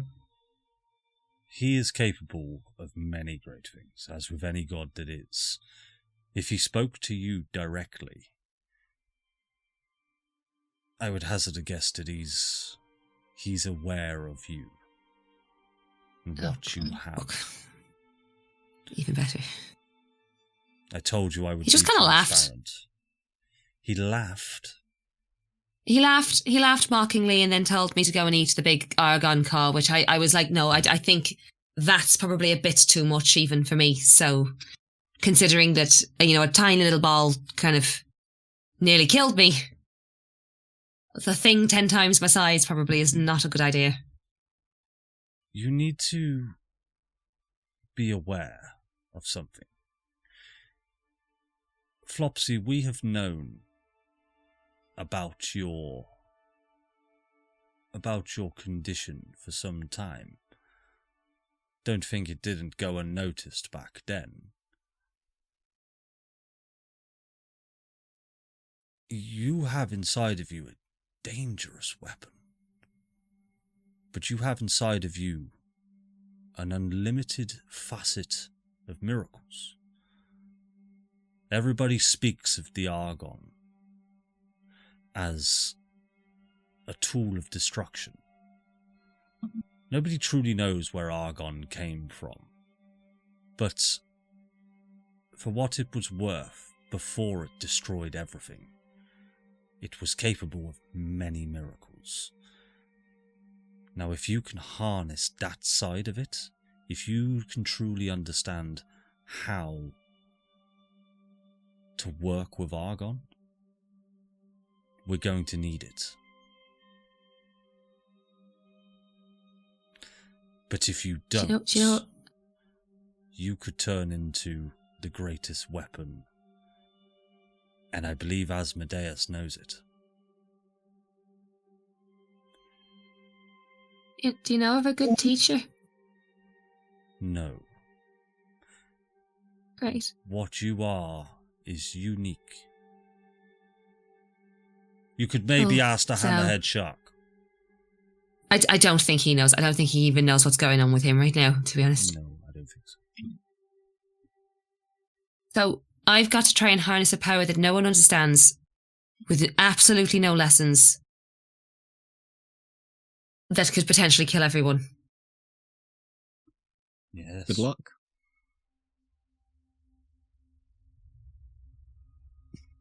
Sounds perfect. Now, currently, we know of two gods that have awakened in Faerun, Talos and Asmodeus. That's one betrayer and one prime. One prime that appears to be not within our reach any longer. The odds are stacked against us. We need to even those odds. We need to track them down. Do any of you have any leads? You've got my Wagyu guy. The Wagyus. Is a Shit. I think it was. I had a prophecy from. I hoped here, and hope it wasn't an illusion. He seemed rather godly at the time. To seek out the Wagyus on the high mountain where they live, or I was you afraid could use you'd your- say that. why is that? They're crazy. Why? Fucking They're nuts. crazy. Oh, have you met them? I heard they do a mean burger. Where'd you hear that? Oh, Xander. I mean, it's what Steve Waggo's known for in the stories. You've done your research. Yes, they do a mean burger. Although not sure what the meat was truly made out of, though. Yes. It sounds exotic. I'm interested. You could put it that way. Yes, I believe Cragstone Mountain. I believe that should be our destination. Now, it is also worth mentioning, I, as with my name, am a plane rider. We are not limited to this airship. We can go where we please. Now, we are on a god hunt. And we're going to catch a big one. And we're going to catch a big one. That's good. These gods that have taken on mortal form may not all be within Faerun. We do have indications that there may be one located within the Feywilds. We also know... Oh, of doesn't the- funny shit happen in the Feywild? Oh, all One would just- sorts of crazy shit. We know of one located within the very low level of the Nine Hells that is still accessible to us. But maybe that's a little bit out of our depth right now. But we don't know how long we have for each one of them. We may not have a choice. I'm just throwing everything out on the table here. I'm telling you what I know and what could potentially be useful to us. Okay. Well, if we were spitballing ideas, I mean, I grew up in a commune who were looking for Balador as a lesser deity that we worship there, and it might be worth, I don't know, if he is around, trying to track him down. You say a lesser deity? That's what I understood. Understood. Balador went through a rite of ascension. Balador became a lot greater than any of the history books actually say. Balador was part of the cataclysm. He was there. He helped the primes just as much as anyone else. Well, definitely. I mean, I'll be honest, it's intimidating to think of, but it might be worth trying to track that one down too. For sure. If you wouldn't mind, could you maybe do some sort of, I don't know, playing that experimental? I guess if I had managed to slip through the lattice, maybe you could try and slip me back up, and I can try and get Tyr to have a more active role. I have tried. I've tried this already. We cannot enter your home, Lugas. Not now. But, and this brings me on to the Gritzen. We believe they may have a way to get past a divine gate. Is that the machine that they're supposed to be building? You do know a lot, don't you? Yes. I ask a lot of questions. I don't necessarily understand the answers, but... They're building a machine. One that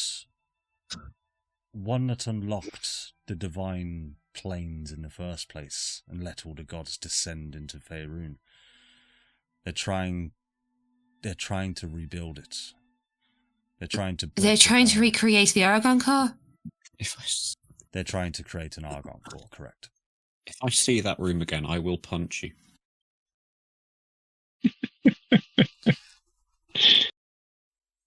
I will. That's insane. That's what destroyed the city.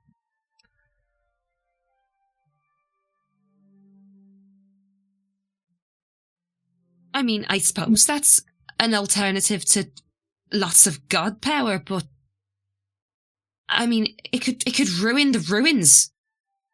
So many people that would die. The 4 adventurers that lost their lives there, they would just be gone for nothing. Now, what destroyed Baldur's Gate and brought the cataclysm to start was not the machine itself, but more the person who was operating that machine, Gattus Cross. If the Gritzen... Do you think the Gritzen are going to be any better? No.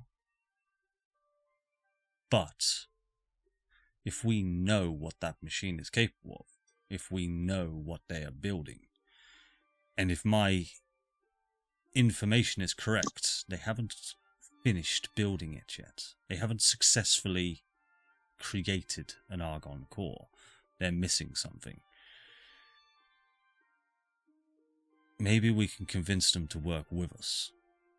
After all, they don't want to die. And you know Baldur's Gate better than anyone. Well, I guess, I suppose, but I mean, that's somewhere in the sewers. I don't even know where to begin there. That was somewhere I didn't really ever want to go, but I don't know. I don't think that's a very wise thing to have in the world. I mean, when people who actually knew about the technology had charge of it, someone still managed to get a hold of it that that was bad. We could make it with all the best intentions, but ultimately, once it's in the world, it's in the world. Like it's. I agree. And we might have good intentions, but that doesn't mean that our successes are. And to be quite frank with you, I wouldn't trust half of the people in Baldur's Gate as far as I could spit, which actually isn't very far because half the time we can't get access to clean water.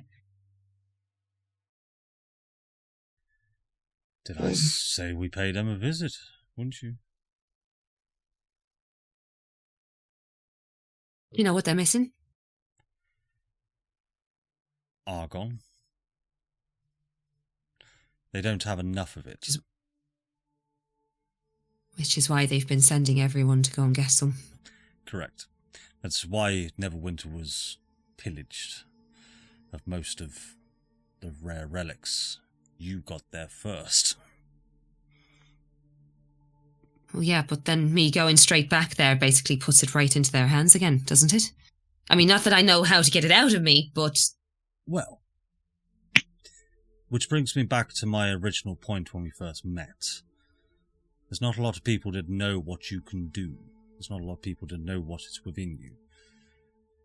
From my sources within Baldur's Gate, I don't know if they're aware of you.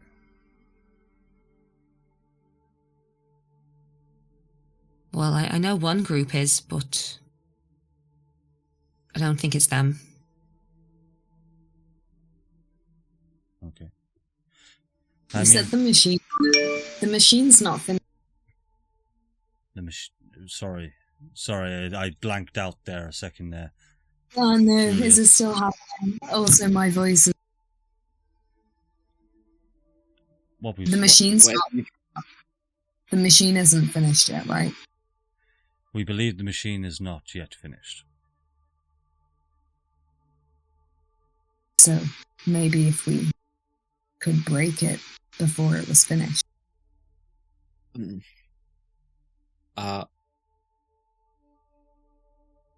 pretty sure she just said something about us needing it, and that we should ally or find common ground with the Gretsons.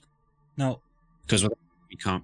I can't access my home tier. I don't have. We can't. All of the answers.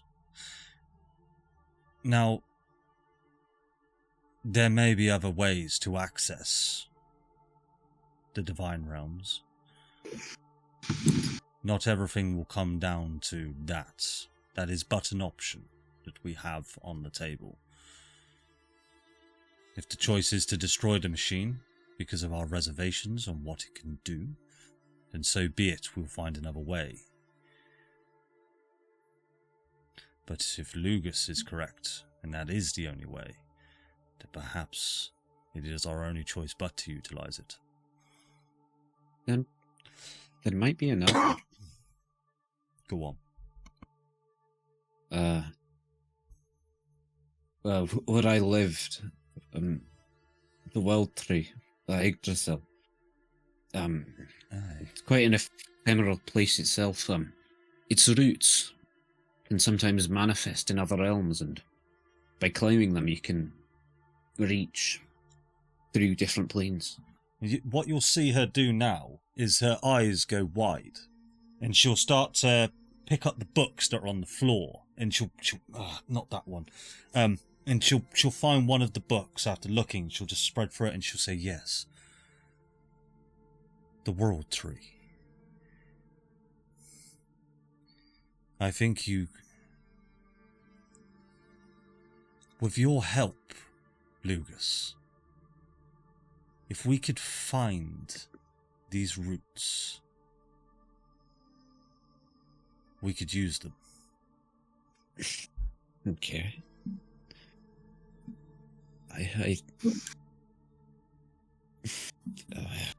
I put more.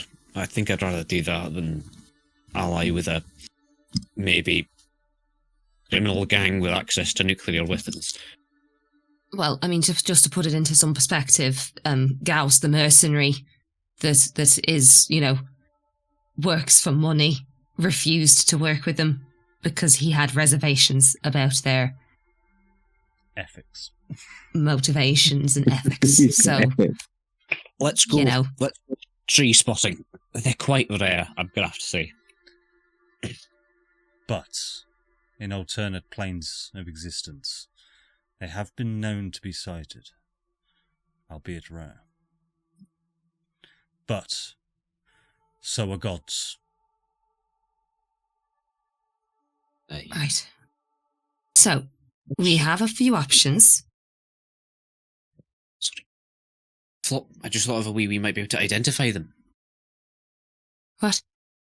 Flopsy, you said when you looked at Asmodeus before he revealed himself, he was just covered in hellfire. Maybe you can just using that.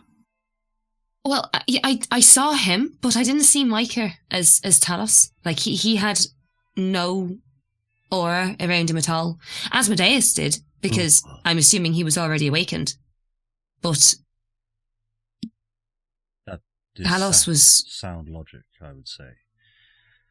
Maybe you can see an awakened god once they start to remember. Well, that sort of just gives us like 30 seconds of, oh, fuck. Well, I mean, you never know. Maybe if I refine the powers a little bit more, maybe that'll help. But that's going to take time, and I'm not particularly arcanely gifted, so you know I'm not a wizard. I've done some fair magic readings. I can try and give you a few pointers. Yeah, that would be nice. Yeah, I think that would be very helpful. Actually, it's all in the flick of the wrist, dear. Hey. Swish and flick. Right. So let's get all of our ducks in a row. We've got Steve Wagyu's family to go to, the mad people. Potentially an ascended Balador in the Whispering Woods. We need to go to the Baldur's Gate at some point to try and either work with or destroy whatever the Gritzen are making. And we also have possible options of going extraplanar somewhere in the Feywild and somewhere in the Nine Hells, neither of which place I'm particularly interested in going straight away, because, to be quite frank with you, the idea of just leaving this plane freaks me out. But agreed. We do have options. So We can do go we stick anywhere. with the plan that we came up with, which is to drop off the 40 or so people at Baldur's Gate? No, don't drop them off at Baldur's Gate. That's a terrible idea.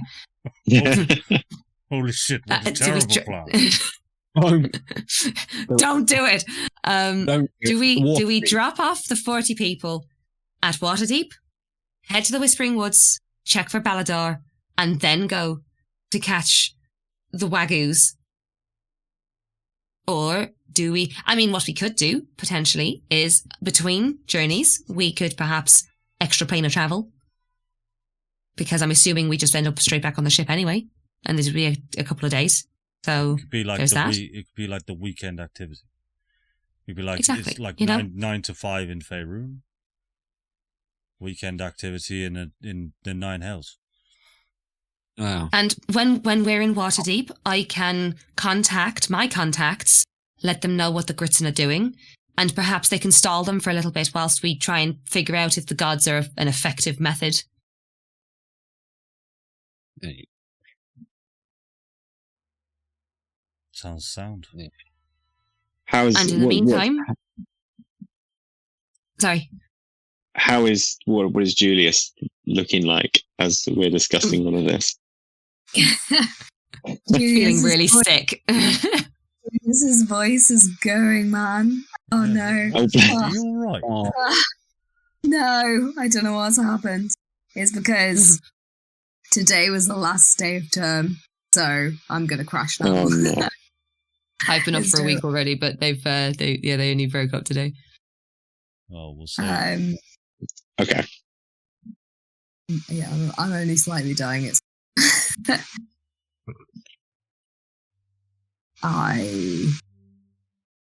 it's just a lot for Julius. It's like, what the fuck is going on? Yeah, sure, we'll just go wake up this god, and then we'll just go to the Fey realm, and then we'll go to Baldur's Gate and do all this bullshit.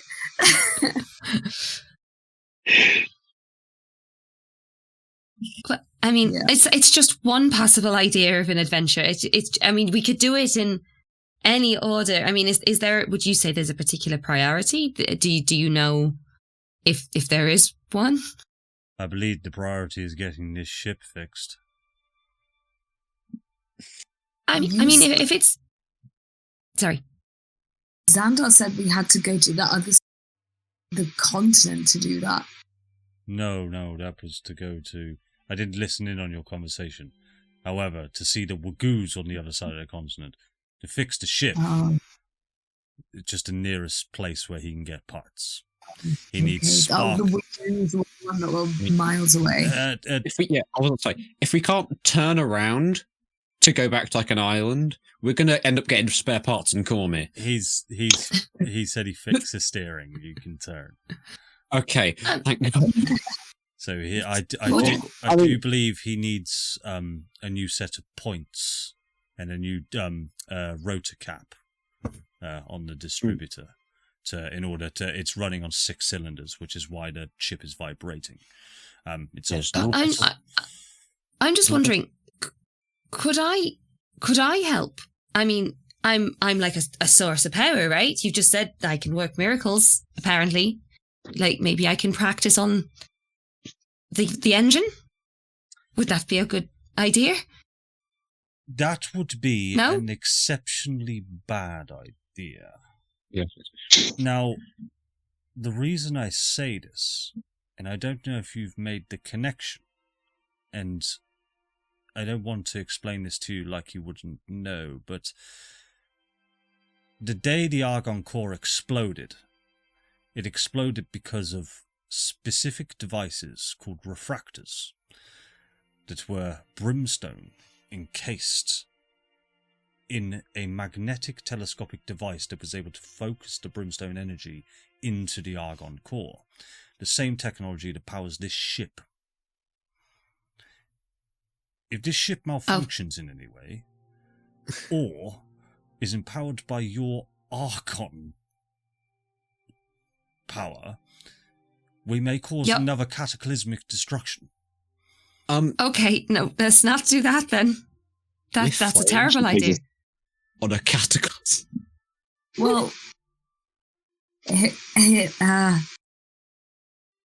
the thing. Oh my lord. Oh my lord. I'm going to cast Cure Wounds on you. I'm Because you sound all fucked up. Healing word on myself. Here's the thing, okay? We're making these plans. Neverwinter, the entire city, was just fucking snuffed. Yeah, I didn't want to say it in front of the kid, but it was space. What? A couple of hours. We're making all the plans. Like nothing's gonna be happening. Right? But we don't know how quickly this thing is gonna spread. No. So what if we just go to Waterdeep first, drop off the people, get the ship fixed, and then we see what fuckery is going on, and we just do the next right step, and we do the next.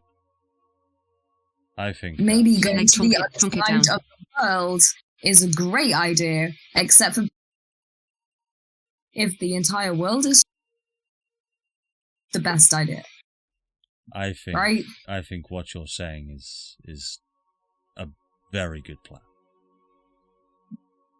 If we Trunk it down, do it step by step. Okay. Just one foot in front of the other. For now. Okay. Sorry, I have an idea. I've got a text message. Hold on. Sorry, that was me. I butt dialed. Oh. Can you don't? I thought it was from my mother. I thought you were the last one. Well, that sounds like the beginnings of a plan. Anyway, I told one of the passengers, Stoll, I'd let him know where we're going. So I better go and find him. Okay.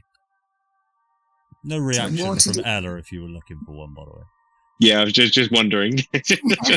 I found this guy called Stoll. Stone. My favorite thing about Darren playing a dumb barbarian is that it's like the smartest barbarian.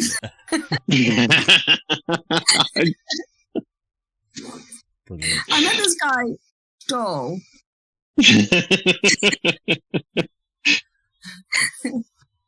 Cool.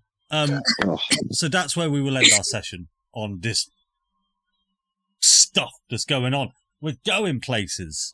We're going lots of different places. We're having fun. Thank you very much for watching. And we'll see you next time. Give Vicky's mum a wave. Bye, Vicky's mum. Bye, my mum. Bye, Vicky's mum. Come and play with us, Vicky's mum. That's fun. Yeah. Good day.